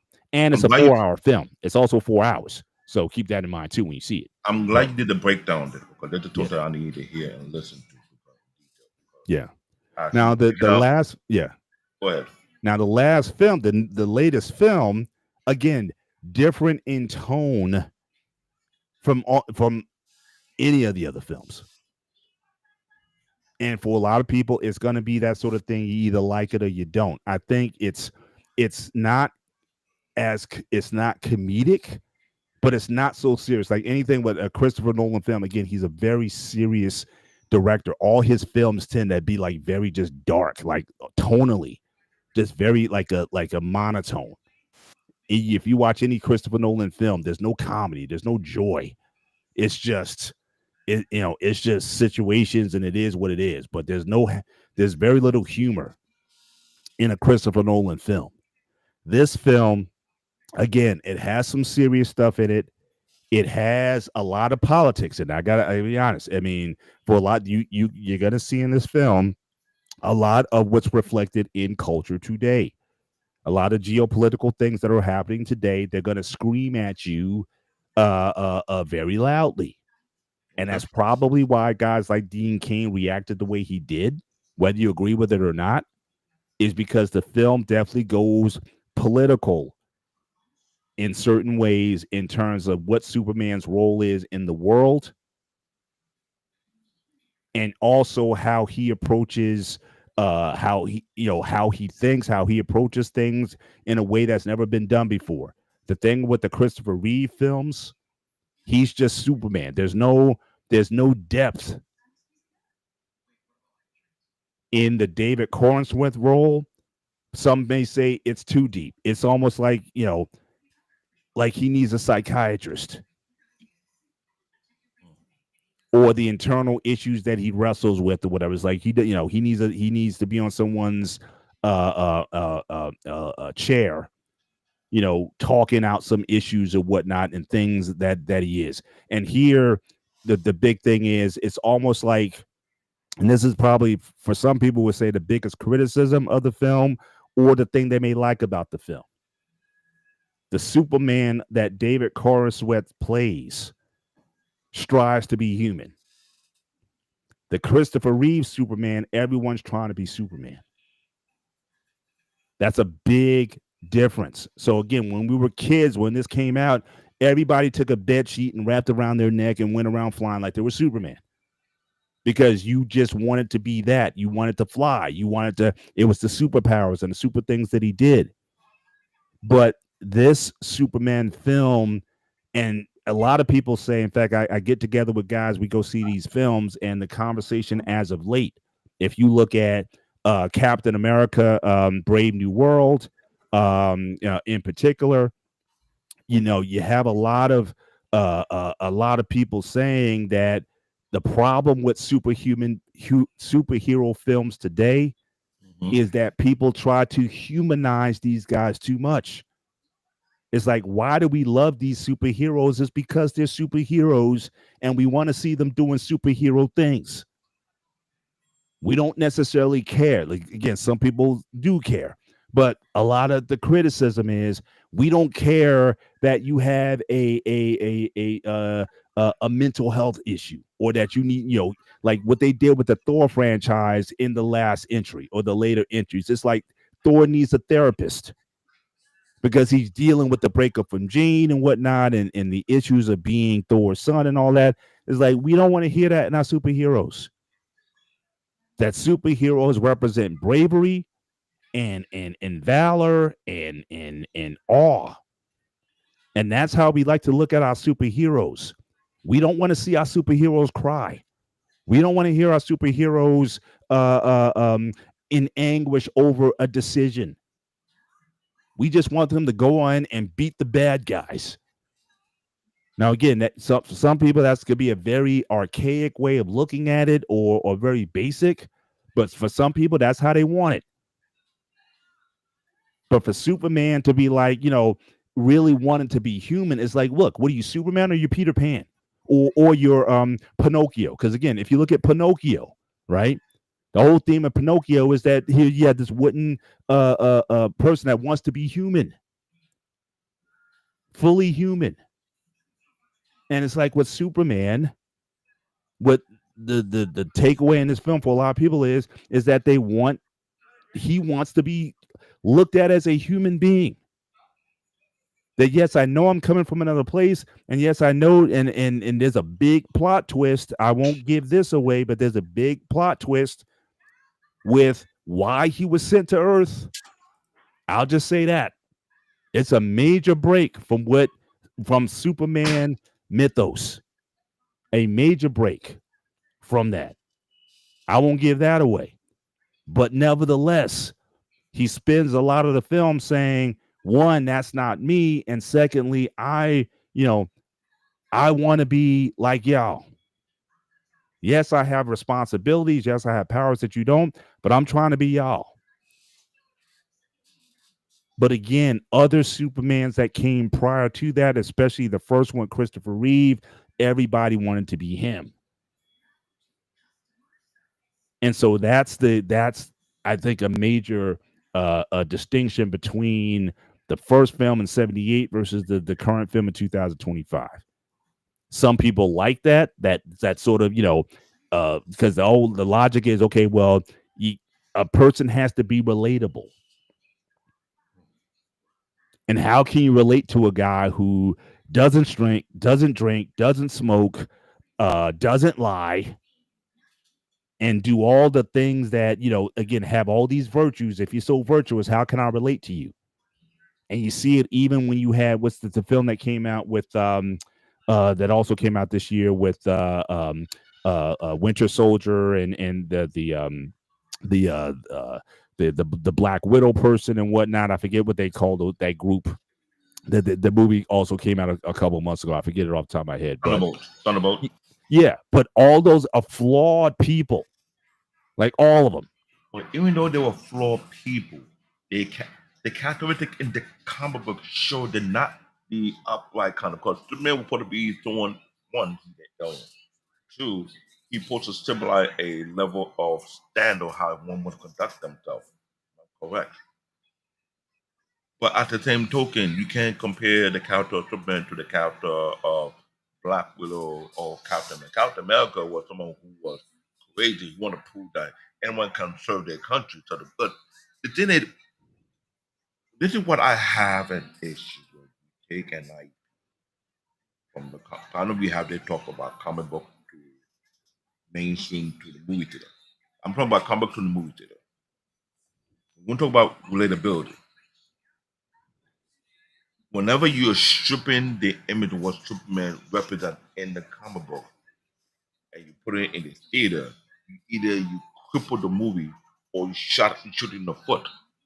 This is where the problem comes to play because you look at perfect example, Iron Man. You have Iron Man 1, 2, 3, and 4 before the Avenger. Before the Avenger came out, you had the individual movie for Thor and every other character before they did the Avenger movie, which make perfect sense. And Marvel did an excellent job doing that, making sure that if you look at the lineup of all the movies before they did a couple of different Avenger movies, it had to play out the way it's supposed to play out. DC, I'm sure that under the DC franchise, tell me if I'm wrong, but this new Superman, my question will be, think you're doing this guy, this the new face of Superman. My question is, all the other IP that are associated with Superman, when the next movie will come out, when you will have them together, when you will do it properly, because Henry Cavill Superman, to me, everybody say it's the best. I have to agree. It seemed to be the best. They could have been had more movie, yet they did the Wonder Woman movie, and I understand the first one. It's always the first one. That was everybody boy crush. Ladies and gentlemen, if you grew up in the '80s, you see Wonder Woman. That was everybody's girlfriend. Yeah.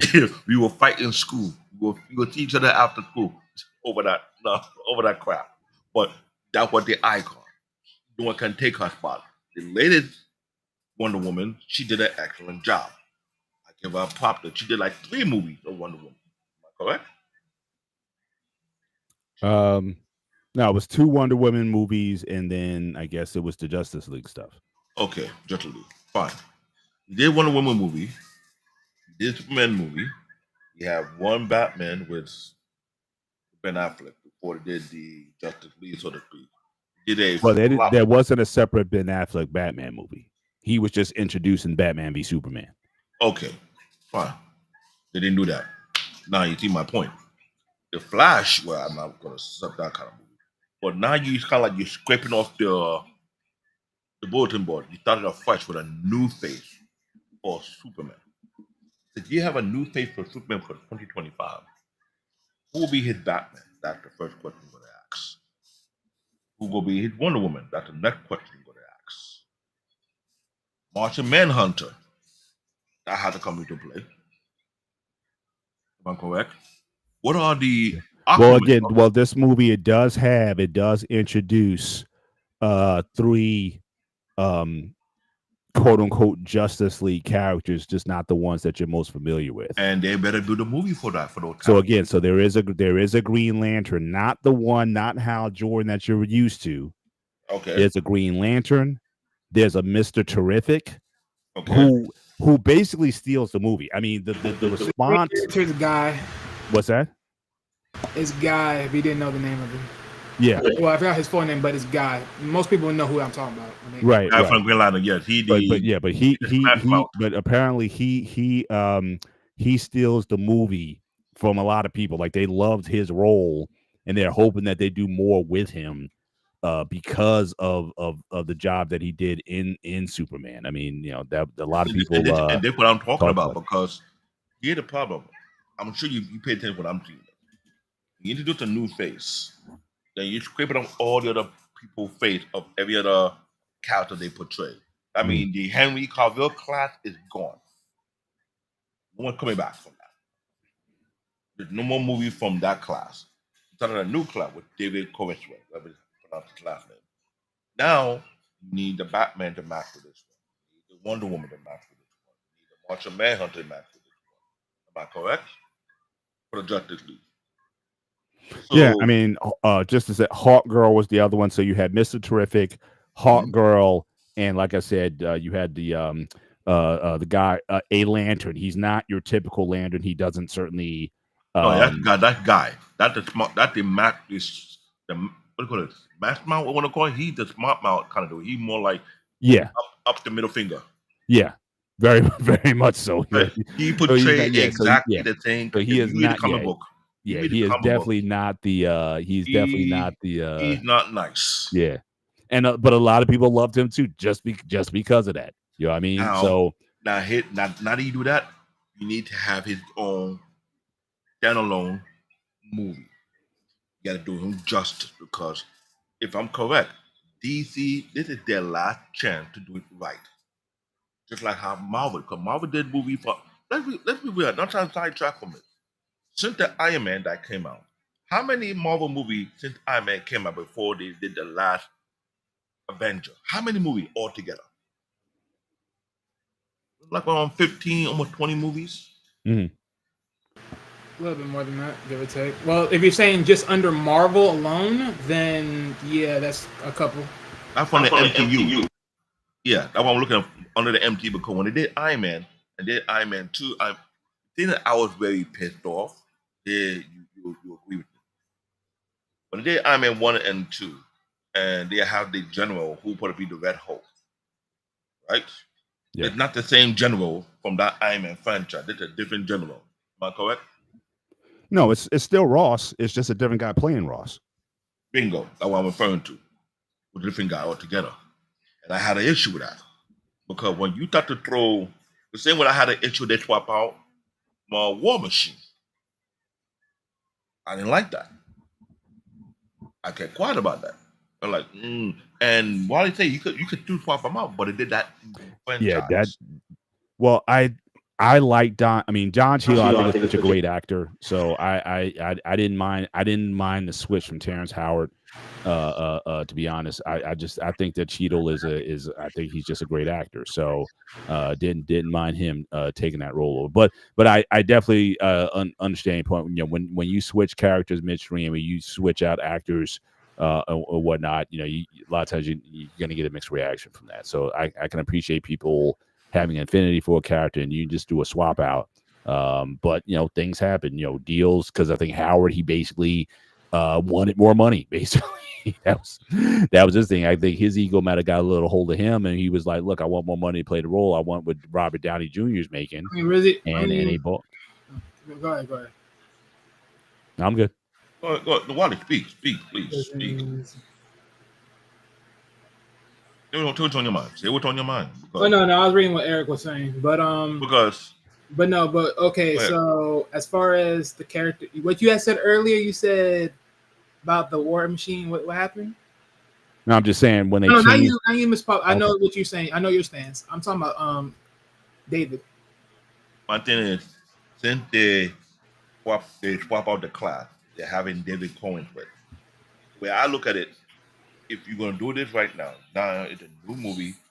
Yeah, it's 3 new casts that probably be part of the Justice League, right? I mean, you can't be doing no put you again like you did a lot. Okay, you're going way too far. I'm talking about War Machine. Get to War Machine. War Machine. My issue with War Machine was this: the first character of War Machine, he fit the criteria that's shown in the comic book.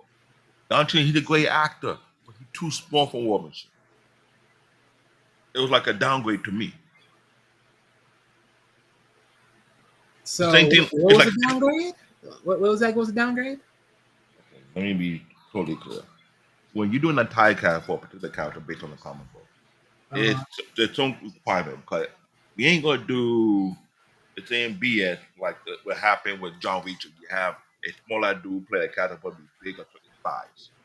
That's what happened with War Machine. Okay. Ken Howard fit the criteria that would make. Yes, he asked for more money. I get it, and they could have negotiated, but we swap him out and put Don Chin in. Don Chin, size-wise, didn't fit War Machine characteristic. So so pause right there. Okay, go ahead. Let's understand one thing. This is a suit. It's a suit. I understand it's a the suit. It's a suit, ladies and gentlemen. It is a suit. So for me personally, the suit part that don't really mean nothing for me. Okay. It's a suit. Now you Right. want to talk about the main character? Let's get one thing clear. Throughout the comics, is a particular special agent the same across the board? No. He's neither white or he's neither black with a little color on his hairline. Again, I'm not really gonna hold up the idea of that. For me, I get it. say I'm being technical. I get it. well, yeah, but again, even for me, it's like, do I blame Terrence Howard for asking for more? No.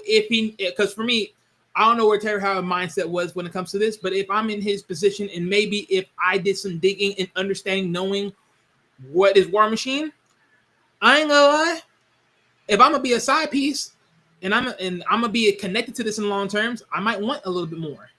I just might, because again, eventually I know that there's gonna be something in this, right? And if there's ever a moment within comic book history where, like before, those supposed to be quote unquote the suit wars or suit wars and all this, whatever. Technically, that would be deserving of a little bit more money. So I mean, whatever what the notion is. Granted, yes, he's a side piece character. He's not a main piece character in most cases, and even long-term storylines, he will not be a main character anyway. So for him asking for more was a little bit not mindful of understanding the character and understanding where he is in the main ethos, because you're a second tier guy in Iron Man, but let's be honest, Iron Man solely is not doing a movie by itself, so you're not going to be seen as much, because eventually this is going to go to Avengers. So if he had that foresight a little bit and understanding, he would have did that. But again, that's a pick and choose of what notion happens. And I get it. Can't And I really get it. I'm telling you that same fundamental was applying to this one now, because you had 3 new set of characters added to the Superman franchise. Now, the question is how well DC will play this one out, and they're not going to screw it up over. Because, like I said, I will crap it on the Justice League, because the guy that typecast for Aquaman, no disrespect, he embodied it to me, where I looked at it. Now that you're doing, okay, I know it. But the actor you said that plays for Aquaman, yes, you said that he embodied it. in a way, to me. I mean, I'm not saying he didn't, but at the same time, Because now, I think if his he, hairdo wasn't the same. But yeah, because now they took his class out. Who gonna be the Aquaman for this? Mm-hmm. This is what I'm trying to point out. I'm just trying to point out the obvious. Yeah. because No, I get where you're going at with this, but I mean, at the end of the day, they haven't shown that version of Aquaman in this. no, they yet. haven't shown it yet. I get it. I understand it. Right. But when this movie right here, when we talk about Superman, Superman is like a linchpin to multiple. Like it or you don't. Yeah. And I don't know, Anyway, just based on who they rolled out for this film, I don't know if Linchpin you're for gonna this. have. I don't know if you're gonna have like I guess the core four, if you will. Mhm. You know, Batman, Wonder Woman, core. Aquaman, and or whatever, whoever you want to consider that core is. Well, I would of the say core, team. I would say like core 5 or 6, but okay. Right, but I'm just saying, but I don't know the way they roll these out with these characters. Again, Hawk Girl is a minor on certainly Yeah, subpart. Yeah, traditionally she's on the lower end of the Justice Tier League. 2, and 3. again, Mr. Terrific, again, Mhm. a breakout character. Like I said, I think a lot of people were pleasantly surprised by by his role in the film. And it was one of the first, because one of the things I mentioned from some time back, I talked about how one of the differences I see between Marvel and DC, a lot of Marvel is based on having very smart people as either heroes or villains, but they use their intelligence to either create weapons or devices for for good or for bad purposes. But a lot of the inventors, Reed Richards, Bruce Banner, Tony Stark. I mean, just a lot of you didn't necessarily have like a lot of this like smart people like that in DC, at least not to the same level, at least for my observation. But here you got Mr. Terrific being introduced as someone who is genius level, and he invents things Mhm. to solve problems. Mhm. And so he's one of those folks that certainly doesn't get a lot of recognition, certainly not in the classic DC realm. But again, I think that image, you have a black man who is probably the smartest guy, one of the smartest guys in DC on film, and is charismatic. I think that's gonna do a lot. I think to as far as helping to have that character have it, if not a spinoff, but definitely people are looking forward to seeing him again. And I think that was a very pleasant takeaway that a lot of guys that I know who saw the movie really appreciate. Well, yeah. Go ahead. I mean, as far as from the takeaways of what I've seen in like clips and in some parts of reviews and here and there, I mean, honestly, the way I took it from not watching it fully, but just watching it from other people's perspective and everything, it automatically told me that this movie really was. I mean, this wasn't a Superman movie. This was really an everybody else movie, because everyone was neither infatuated with neither the Green Lantern, aka Guy, or you're neither infatuated with Mr. Terrific. You really didn't give a rat's ass about Superman, because you're neither looking at him like, why is he bleeding? Why is he getting banged up? Or, the way that he is. And, again, this is where it goes down to the understanding of, well, how is this character really being portrayed? How is he really being seen? What comic book is he referencing? And how so does that measure back into the movie, where you have to be like, okay, sit back and realize, and then be like, okay, there's some understanding. Because towards the beginning of the movie, when he literally crashed and he was pretty much calling Crypto to pick him up and save him and bring him back home. There was like a blink moment they showed green, and it seemed that it was kryptonite, even though there wasn't you didn't see the actual stone, but it showed green. So for a moment, I'm like, okay, this is the only reason you can only bleed, because other than that, you're taking damage, yes, but you're not bleeding like this. So I was like, okay, that's a spoiler I won't give away, but it's a fully explained movie. I gave a spoiler, but by now this movie's been out. Okay, so basically he's basically fighting himself, a clone of himself, and the clone knows all his moves before he does them. So again, even though it's telegraphed, which has always been a peeve of mine of Superman, period, is that at least in the movies, Superman does not know how to fight. Well, of course, at least in the movies. Now, again, in the expanded comics of the DC universe, I'm sure he might be getting some martial arts training from somebody who's good at martial arts in the DC universe. No. I'm just saying. Okay, then that He's a brute. He's a brute through and through. Right. And because he's a brute, Lex is able to figure out his style, and he's able to counteract his moves before he does it. So he's being basically beat up by a guy who has the same powers that he does, but he's one step ahead of him, and that's why he's beat up at the beginning of the film. Well, yeah, that's pretty obvious. Well, yeah, of course, I've seen that, and that's pretty obvious. Well, of course, that's the other obvious. But then, as far as just because touching even further into this, because as far as much as I've seen of the movie, and just interacting, like I said, it seemed more so. It was a superhero movie for Guy. It was a superhero movie for Mr. Terrific. Hawk Girl, honestly, not because the history of Hawk Girl. So that's a little bit. I can't really say that.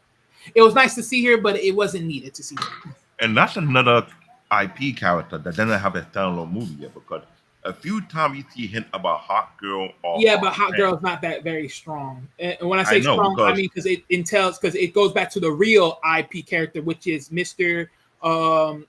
What's his? I know it starts with V, but Mr. Vander. Mr. What about Hawkman? Because the only time we talk again Hawkman was goes to the same story. Goes to the same main guy. No, goes to the same main. Well, yeah, but Hawkman is really more so with Hawk Girl as far as their relationship, and then going back to Mr. Savage. So yeah, it goes to the same. It goes to that same story. So that is not an important, but that also has already been spoken about. DC's Heroes of Tomorrow has already been shown in that TV series, so that story is already there. But as far as movies wise, she was really one of those characters you didn't really have to show up because you already seen her already. As far as the TV series wise, so that was sort of but again, still lovely to see her. Still nice, but not needed, in my opinion. Yeah, gotcha. But yeah, overall, yeah, it was pretty nice. What else is there, honestly, from this movie? Yeah, I mean, at this point, as far as where we are in the show, if we're talking about the movie specifically, as far as the current movie right now, again, if you didn't do enough research, then again, I hope you did just watch it for what it is. Because if you're watching it in the sense of comic book lore, you're gonna F yourself up. Because one thing I say this right now, one thing I've learned with any comic book movie nowadays, you always got to do your backdrop research. Understand what comic this is coming from, understanding the origin stories, do your research on the villains that they're facing, how so they came about in connection and all that other stuff, because you will hurt yourself rating this movie not correctly, the way it should be rated, and you'll see that it is you're calling it out just because it's not what you expect or it's not what you are privy to. And one thing is for sure, the story that they sold was, in this case, James Gunn, that he sold and allowed to be on TV to the world. It is very much a mixed bag of what it originally was entailed. Like pretty much what you said before, right? The historical message that was left to Superman from his parents. Well, you heard something way different. And boy, when I heard this, I'm like, oh. I was like, man. I like if for the heads up. Well, yeah. And I was like, wait a minute. Yeah. I'm like, well, where was this on the Henry Cavill side? Because I would have been okay with that a little bit. Because again, people like sit and say Henry Cavill was the best Superman. I'm sorry to say this, but I don't agree with that. And for a simple fact, yeah, I don't. I don't. No, I don't care what you say. No, I don't. Again, I go back to understanding the character and the model of the character. So no. If Henry Cavill had became the Superman that donned the black suit and something like that, now that's different. But because I don't understand the archetype of backdrop story of his Superman and knowing where that comes from in comics, I wouldn't say that's the best, especially since it didn't even get to flesh out. But personally, as far as the everyday Superman that we're supposed to know and love and everything else of that nature, the model, he don't fit the model. He is a brute through and through. He has no emotions towards nothing. He only cares about one thing. Well, a few things. And then that's it. Other than that, he's a dick, a sedated dick that's really to mongrel everybody in his sights. Which, don't get me wrong, I'm not saying I don't respect that. But at the same time, as far as the character model that you're selling, you didn't sold it. I get your point. Yeah. Woo. one thing I want to well, two things I want to say. One, certainly certainly a common arch nemesis in most of the movie franchise is Lex Luthor. I will say this: I think the current Superman movie, I think that was the best version of Lex Luthor, in my opinion. I think it was the perfect blend of intelligence and whatnot. So I'll definitely. Whereas again, for a lot of people who say the Henry Cavill Superman was better, or at least the Nolan brand was better, I thought that was the worst Lex Luthor. That guy they got Everyone from believes that to be the yeah, worst Lex Luthor. that guy was awful. Totally different You character. care. That was like a spoiled kid more so than anything else. So I did not Didn't like. care. Yeah. He couldn't be bald. Like what? I thought no. Tell me if I'm wrong. I thought the best Lex Luthor came from Smallville. That too. We're talking movies. But as here. far as the movie, I know. You're talking. I know. Hey, You're I cheating. know. You're I cheated. I know I'm cheating, guys. Let it I know I'm cheating. But for some apparent reason, that TV character of Lex Luthor is almost like he understood who Lex Luthor's supposed to be, and he embraced it to the fullest. How it's supposed to be. The Supergirl, Flash, Mitchell showed that Lex Luthor, he almost got there, but I feel like he needed a little more push. no, he was more sadistic. That's just all that was. He was sadistic in a way. He got the sadistic side of Lex Luthor, but he didn't fully embody it. You know what I'm saying? When you embrace a character. Yeah, but I think also, to be honest, because for those that know of the Lex Luthor in the other TV series of the Superman movie, or the other TV series like Supergirl, and of course, and all that in the current day of the modern day of the current TV series, if you know who that character is and you know where that came from, of course, you already thought to yourself, it just did itself. And I ain't gonna lie, it's sort of partially on the character, of the actor who he is, in a sense, but also it's this that cautionary tale of the story between Lex Luthor and Clark Kent / Superman, because of how the bond began to derail after finding out the secret and all that other stuff. So, but then again, like I said, of course, that's fine. Makes sense. That's why I'm looking at it that way, because if you have already talked about it from our anime show, come to character portray. If anyone will fit that character, you gotta do it justice. You can't just do it half-assed, or you can't just let me do my own twist. Let me do it how I think it should be, and you bomb it. But I'm here with you now. This movie is pretty good, so I'm going to watch it myself. Now, I'm not going to be super critical, but I'm going to be critical about it. I'm going to be critical because I need to, like you said, what version of the Superman comic book is they basing the character off? That's one. Well, the fact that you got Guy of all Green Lantern, Guy, the a-hole of the Green Lantern, that's his nickname. He is the a-hole. He's the smash mouth. I don't give a F mouth. He's the one that even Yeah. Yeah. He's all of that. So again, you're gonna love that, like it. But like I said, I would definitely say it is the most political Superman. I think that it's gonna be the most relevant. I mean, like they have so many different images in there that you're gonna be linking to common day events and common day people. That that again, it's almost like they're not masking what's going on, which, and again, that might have been evoked what Dean Cain was saying. Now, again, I don't agree with what he was saying, but certainly for a lot of people, and that's the thing, like, how can you make if you're trying to make a superhero movie in the current climate? I mean, Brave New World, again, another example of that. I mean, when you talk about the current geopolitical situations that we're in, it's hard to keep these guys just focused on, there's bad guys and there's good guys, and the good guys over the bad guys. There's this common question that you're seeing in a lot of these films is like, who's really the good guy? Who's what's really going on? End up ball, but it's still too late. but I'm just saying, who are these guys? Like, what side are we fighting on? I think a lot of the difference between I think some of the older films versus today is, again, there's the defined enemies are oftentimes those who you may not think. Same thing what happened with Captain America, right? When you got to Winter Soldier, you found out that again, Shield got compromised, right?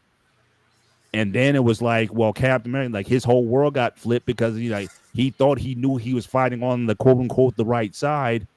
And then at the end of the day, he basically became a free agent because he's like, I can't trust anybody. Essentially. So he went from being the symbol of American patriotism to a guy who's living off the grid. Now, I'm glad you mentioned Wait, the you talking shield about part. Captain America? Yes, I remember. I'm glad you mentioned the shield part. But here, I'm very confused. When they did the Avenger movies, that was the linchpin for the Agent of Shield. The Agent of Shield show. I thought that thing hard body. I felt like that was an almost well-produced series, with it showcased a lot of characters in the Marvel that could have had its own movie. And some of the characters did well. Agent I Shield didn't jump the series, the Agent of Shield. within a movie. Here's the problem. When they did the Avenger, the guy who became the leader of Shield, he's the one that heads off the Agent of Shield TV series. He only showed up once. We were dealing with Iron Man, talking about Iron Man, and we built on a team. And ever since that movie appearance, he went straight to the TV series. And they did a lot of stuff, which it was making kind of a lot of sense. There was some character that could have had his own movie. Not all of them. Certain characters from the TV series could have had his own movie. Okay, so you're talking about certain characters from the TV series could have had their own. Okay, I'm about to say Agent of Shield having a movie. That's not. No, Agent of Shield was never going to be a movie. It was down pack at TVT, but it was done. Okay, well. But what characters are you talking about that could have had a movie? I'm trying to remember which one, because that'll be another show. I have to go back and pick out the name, because certain characters came out very, very well. Now you did have Johnny Cage. No, you got Cage, which didn't ever pop up in the TV. Should have, because look at the timeline. I get it when you do a movie. Some characters not gonna be able to fit in the movie. It's better off the TV, and some don't fit in the TV. It's better off in the movie. That's what they were doing at that time. And I hate to say it, Marvel was making way too much money. They were milking it from both ends, literally. Okay, so who would you consider like for movies? So Johnny Cage, as far as you mean Ghost Rider? No, not that Johnny Cage. I'm talking about Cage. I think Cage, the one who had the blue more skin. Went through some chemical reaction with you're talking about him. Okay. I'm talking about Cage. I mentioned the wrong type of Cage. No. Well, no, this movie, what I'm looking at right now is this. You have 3 new characters here. One needs to have his movie. That's the Green Lantern guy. Mention Hawkgirl. How you gonna flush out the Hawkgirl? Either you do a movie about her, her origin whatsoever, because here's the problem I have an issue. If you're gonna do Hawkgirl, where's Hawkeye? Who came first? That all depends on how they sell the comics. Because again, well, not even the comics, but that also depends on how they're selling this. Because again, like I said, this is what I'm saying: backdoor knowledge. Because again, if you don't do the backdoor knowledge on these movies, and I get it on the pinpoints of these characters, you will find out very quick how atrocious this shit is. To the point that you look at it. No, yes, I'm gonna say it that way. I know part of my language a little bit, but honestly, as I sit here and look at some of these and think to this stuff, and I'm like, yeah. I'll throw it in a little hint. I'm just doing this. You're watching the Flash, Supergirl, the Arrow franchise thing. They throw out there that Hawkgirl have an issue whereby they keep on respawning. Somebody was after them, Vando Savage. Vando Savage have played. If you go bring Hawkgirl, Vando Savage also had to be in the movie. That's what I just said. Yeah, that you say. You did say that. Not only Vando Savage, Hawkboy, but the problem with these 2 characters. They're supposed to be immortal, but for some reason, if they'll delete it, they'll come back again. There's a curse placed on both of them. Whereby if one died, once they had to resurface again through another person, whatsoever, the reincarnation kind of thing. Well, yes, because technically the Hawkeye, Hawkgirl franchise by itself alone. Spare no Well, yeah, time. but the thing with that, the thing with those type of stories, why they keep reincarnating, because that's technically linked to Egyptianary times, as what they sold into the TV series. Don't know that's ultimately what that is. And that's also where the Black Adam part played as well, because when they did the Black Adam, I was thinking they would do another Black Adam movie. Trying to find out they're not going to do it, because there was something about maybe the Rock did something. They don't want to go any further with it. Yeah, I don't know. Well, yeah, but I don't think so. They would do it because let's be honest here. Even when they did Shazam, well, not Shazam, but even when they did Black Adam, right? I mean, let's be honest here. You already did Shazam, then you did Black Adam. Where were these two supposed to eventually meet up with each other? Because technically, that's what it was technically supposed to be. Never came. That's what I was looking at too as well, and I was asking that already same question, like, how come there was no? And that's when I realized it was off. So now you're doing this again. This But a you new would, class. but they definitely slipped the rug out from her when Superman makes the appearance in the post credit. Yeah, the cameo. I thought, okay, this is on. Like I said, Black Adam was kind of like here, like average to me. Mhm. But okay, you're gonna bring Superman into it. Okay, now, and then like right after the movie comes out, then they canceled the DCEU. So I'm like, what the heck, man? You did all that, and then you just pulled the rug out from everybody. I didn't appreciate it at all. That is my point. That's what I'm trying to point out. How sad this, but that's how quick movies can be dead. That's how quick the game is, and that's what I'm saying. Well, but they killed the DCU. I mean, but that's what I'm saying. That's the whole point. But that's what I'm trying to tell you. That's how quick it can be dead because that's how it all goes. You have one person running it. Next thing you know, that person that ran it gets done. And I'm sure everybody who watched Black Adam when they saw the Henry Cavill Superman meet everybody popped, like in the theater. Everybody popped. There was like, oh snap, and then the drop. And everybody was waiting for that movie to pop up. Everyone and notice what they did with Superman. They actually went back classic because one, the suit was much more vibrant in color. Because one of the things about the Nolan series, they said the colors were so muted in that, again, fitting the Nolan style, dark, muted colors, everything. His suit was more color, and he had the curly back in his hair. If you notice, they put the curly in his hair line. So I thought that okay, you're gonna and they introduced, like I said, they introduced the original Superman music. Da da da da da. I mean, so it's like okay, so we're gonna take the good stuff from the past. We're gonna redo him, make him more like the classic Superman. And he's going to be going up against The Rock as Black Adam. And bring that on. You were like, bring that on. And here's the thing. Everybody was itching for that movie to pop up. Everybody was itching for the movie to pop up. Waiting for so long, then. That's what you get with expectations. Because again, you got to think about it again. They only did that in hopes that people would actually watch. Think about it. How successful was Black Adam in the movies? Average. Like I don't think about it exactly. But until they hit that cameo, for those that didn't watch it, you would never know what happened, right? Unless someone popped it up on social media, on YouTube, or social media that let you know. Yeah. Otherwise, if that was the play on this one, how many cameos did it pop up on Iron Man movie? Same thing, but I'm not worried about Iron Man though. Right. I'm talking about. Although here's my thing, I know you're trying to make the comparison, but even then, here's my thing though. My whole point is, initially watching the movie, if you told me right now, just on an initial basis, did you hurry it up and go watch Iron Man, or did you hurry it up and go watch Black Adam?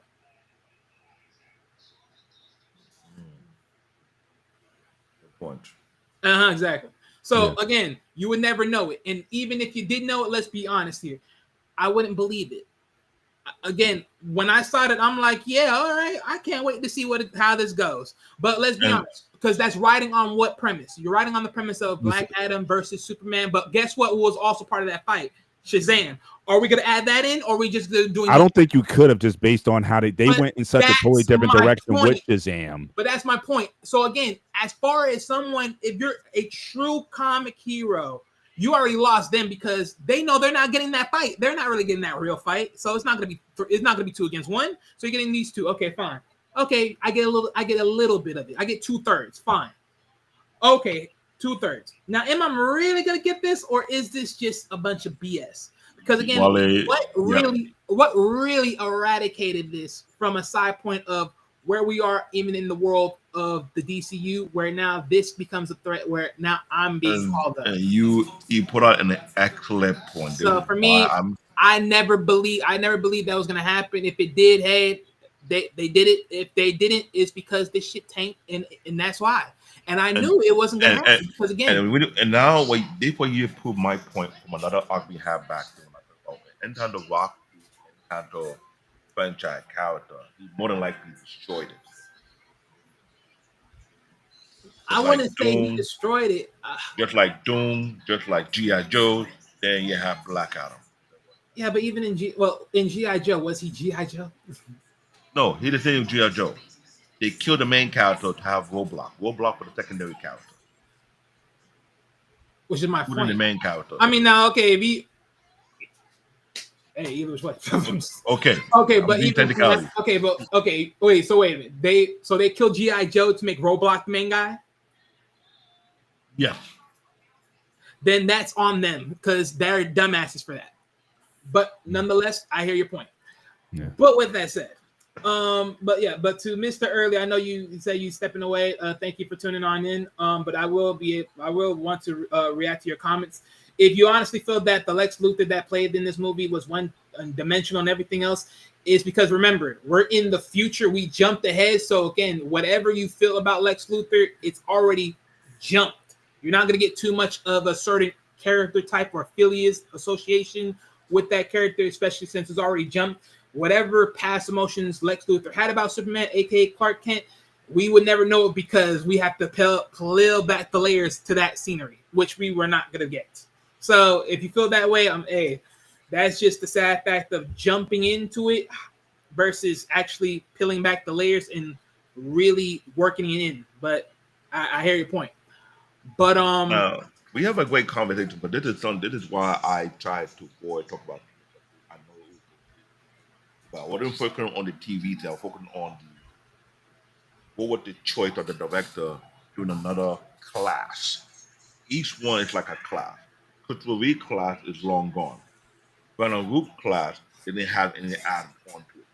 Henry Cavill class, there were a lot of actors who had their own movie done added onto it, right? Henry Cavill class is shut down. Now we have a new class. Started with David Corey. Supposedly shut down. Proposal, keyword. I like the word supposedly. So they didn't talk about the movie. I'm not talking about the TV series. Now that you have Superman, what will be added along to? Because one, who will be his Batman? Who will be his Wonder Woman? Every other factor of the Justice League. Well, hey, they gave us the lineups. So They gave it a lineup so far, so let's say they will keep with it because what you mentioned a while ago was, to me, it still pissed me off. You introduced Henry Cavill Superman to The Rock Black Adam, and everybody was itching for it, and you mentioned Colin Will. What happened to Shazam? Shazam going to be part of that part. Yeah, And but they didn't do that. of course. So I hope they will learn from their screw up. You mean you hope Jay and Gunn just don't screw it up? Because personally, for me, again, the way how I'm taking this movie, the way I'm listening to certain informations and everything else, again, it's very lackluster. Because again, this is the thing that I tend to hate with movies, and here it is, right? So, for instance, when I talk back, peeling back the layers of finding out what is this movie premise off in comic books, this is based upon 4 mixtures of comic books. Whoa. Not good. So, as far as I Not know, good. this is what they're saying, right? This is what Not they're good. saying that's included, huh?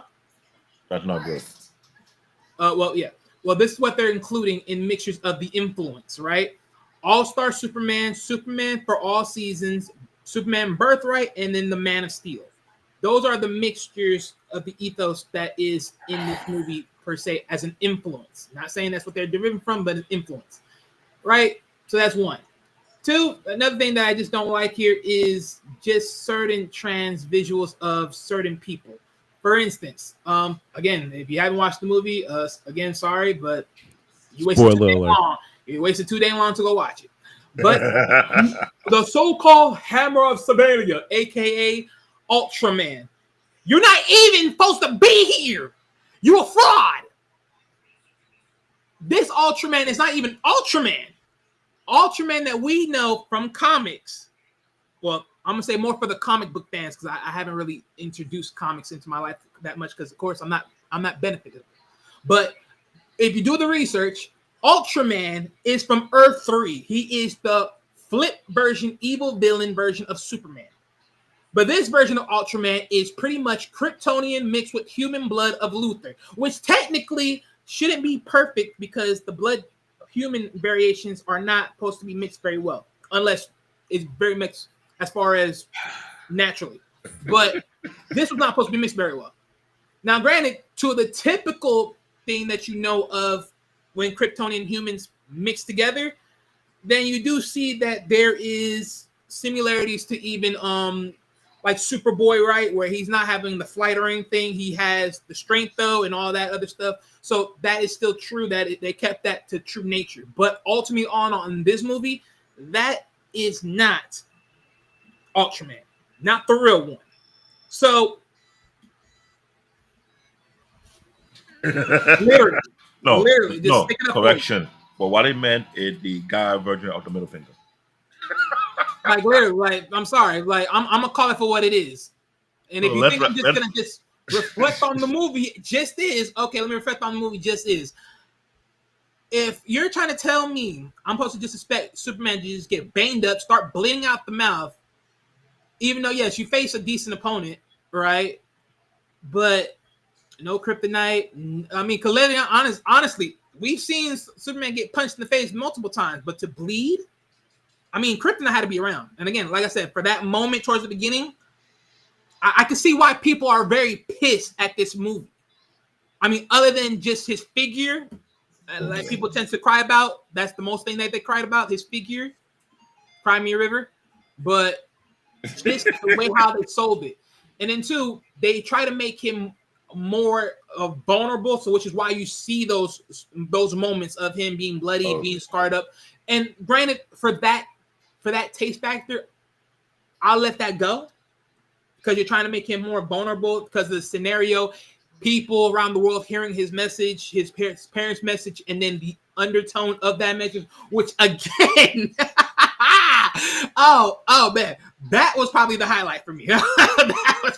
Let's just wrap it up because now I want to watch the movie and criticize myself. Yeah, you should definitely, definitely check it out. I mean, look, most of these movies, I mean, as far as the original concept. So again, Superman 78, I liked Superman Returns, Man of Steel, and this movie I liked. I would say more positive than not, unless you're a hardcore Superman fan, as Wally said, you know, they're referencing these different comic book variants, at least to justify their entries in the movie, so people can't say, "Oh, well, where'd you get that from?" And that's not in the ethos. No, we got it from this series. At least they got something they can reference. One thing with the glasses, for example, that's a reference from one of those entries that Wally was talking about. So, like I said, I like them. Whether or not they can, really build on these, that's always been the trick. That's always been the hard part. Like I said, I think Superman 2 might be the best sequel out of all the movies. In part, as I said earlier, they were made at the same time, just like the Matrix films were, the Harry Potter, the Lord of the Rings films. They were simultaneous productions. So again, you already had in there what it was going to be. It wasn't like, oh, we got this big hit, now we got to make a sequel now. No, it was already baked in terms of the type of film that they were trying to make. So I enjoy these films. One aspect I didn't talk about tonight that I certainly do enjoy, because I'm into training. Certainly, I credit to all of these guys because again, none of these guys look like what they look like in the film. And so certainly these guys did put the work in, eating chicken breasts and rice for months at a time and all this kind of stuff to get bulked up for these roles. I mean, again, it's not easy. You guys eating 5,000-6,000 calories a day to whip themselves into the roles. And again, Superman, at least in the movies, they didn't make him freaky looking like a bodybuilder, because I think the comics really took his physique. If you look at the original comics, how Superman looked versus, where it evolved to the comics, he's like, ridiculously muscular. And these guys, I think they look believable as Superman, but they're not super freaky on the on the set, but these guys had to put in a lot, gaining in some cases 20, 30 pounds. I think Corn Sweat, I think he put on 40 pounds, I think. He was jacked for up. this role. Yeah, he's arguably the most jacked of the Supermen, which I didn't understand his costume because it's the most padded, if you think of it. So not only did it get jacked and you got a padded costume, whereas Superman, Christopher Reeve, his thing was they were going to give him a padded costume, and he said no. He actually trained Dave Prowse, who played Darth Vader, all right, but in the uniform. He's the one who trained Christopher Reeve. He put on about 20 pounds for the role. And again, especially for a body of the 70s, not everyone was built like in the, just like wrestling. Not everybody went around having these bodybuilder physiques like they do now in wrestling. Wrestlers of the 70s was this. So again, he built a pretty impressive physique for the 70s for that role. And all these guys went through go back and you can look at their YouTube videos and look at their training that these guys underwent to get into the shape that they did for these roles. Again, I'm always applauding guys for that who put that kind of work in. Same thing, just like my man Wolverine. That guy. He gets freaky with it as well and puts in the serious work to get into shape for these films. So again, I don't envy any of these guys the sacrifices that they have to make in order to get into the kind of physical shape they need to take these roles on. So I just wanted to kind of give a shout out to that. But yeah, I certainly enjoyed this topic tonight. And again, I'm wishing this franchise success. We'll see where we'll see. We will hold them to it. Goes. We will hold them to it. If they don't do well, we'll come back and criticize them. There we go. We will. Now, before we get to the schedule, I will throw another hint. We still need a round 2 for a book versus comic between you and Wally. Still waiting for when the character come out for vacation. Let us know the next date you have the competition. I don't think I need to address this. Look, I said my views. What are we talking about here? Remember we had a thing going on between book versus comic, and you guys were on both pros on con on each one, and y'all had a good debate. And on both sides of the comic books. To the book versus comic book, and movie. I guess we're talking about movies versus comic books. Yeah, movie versus comic. Yeah, we had that conversation before, and with a good debate. You did. You and Mr. Paul Bennett. Movie versus comic books. Okay, what was the context here? Because about you can't expect you can't expect the movie to follow the book or the book. Well, I gotta go back. You guys had a great debate. I'm sort of lost there when you say that. It wasn't one of our best debate shows because watching both Mr. Bennett and Wally going at it for fact upon fact debate pros and cons. I was like, we need a part 2, and we forgot. I might go back and watch it. Yeah, I'm gonna need a reminder. I think I emptied myself there in that one, but I don't need My thing is you got to treat these as separate entities. And again, anytime I hear from the comic book nerds who are like, "Oh, this was so wrong, this, that, because it didn't follow that," I'm like, you got to treat these movies and films as their own, just as comics are allowed to change authors, change graphic designers, change uniforms, suits, all that stuff. You can change a comic anytime you want to, and nobody cries a fit about it. You could have as many series, sometimes series going on simultaneously, and nobody says anything. As soon as you get a movie that comes out, then everything's wrong with the world because a movie decides to maybe either borrow from some of those or do something else. Treat it as its own entity, and you'll be a lot happier that way. But which is why I say do backdrop research, because you will hate yourself. Comic book nerd is not as bad as book nerd, because book nerd got it worse. So you should know that by now. Sometimes I think they swim in the same lanes. To be honest with you, I think they're covering the same cloth. I think comic books have it way worse. I hear way more critics from comic books than book people that have book stories. Honestly. On that note, tomorrow I hope you still got the show for Gray Area. Yep, we'll be here. Peter's back. Peter's on his much needed rest and R&R, and he already showed some.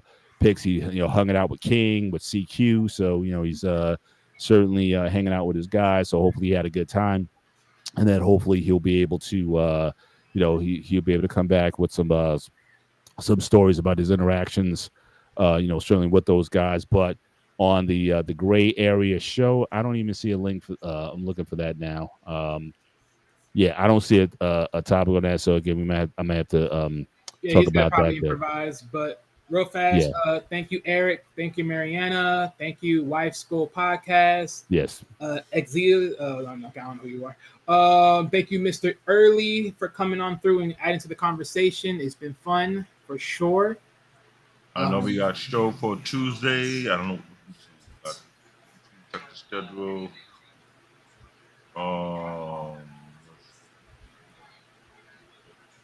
Thing on Tuesday it says know your why, unlocking the power of purpose. I think that's the Tuesday. Yeah. Know your why. Yeah. Yeah, know your why. Know why. And if they haven't got our Wednesday show up, that means we're taking a break, ladies and gentlemen. That means we're taking a break. We're going to do a show for Hunter X Hunter on Wednesday. And if it don't come up, that means we're taking a break, ladies and gentlemen. Just know that. You laughing? I'm dead ass serious. You don't see nothing on Wednesday. I'm taking a break. And on Thursday we got Next Gen training with Mr. Paul Bennett and Coach Fur. And we back here on Saturday. We'll find out what the Saturday show will be like. The Fast Food Wars, Battles of Runs, which I don't know why. I would say they were a great and interesting topic. We allowed to dig in a little deeper than we necessarily did because this is not no regular small franchise. This is a franchise that is tied to American culture and history. And sometimes I can't say compared to Japan, it's tied to the economy like some other movie TV shows for me. But it's well spoke about for multiple decades. So on that note, I am TBN Tech Talk, aka Black David, aka Bear Paw, Mr. Bennett, aka the president of the 7Bs. We got Wale, my cohort that Unlock. The Spartan HQ Network. We see you next time. Be safe and keep it tight.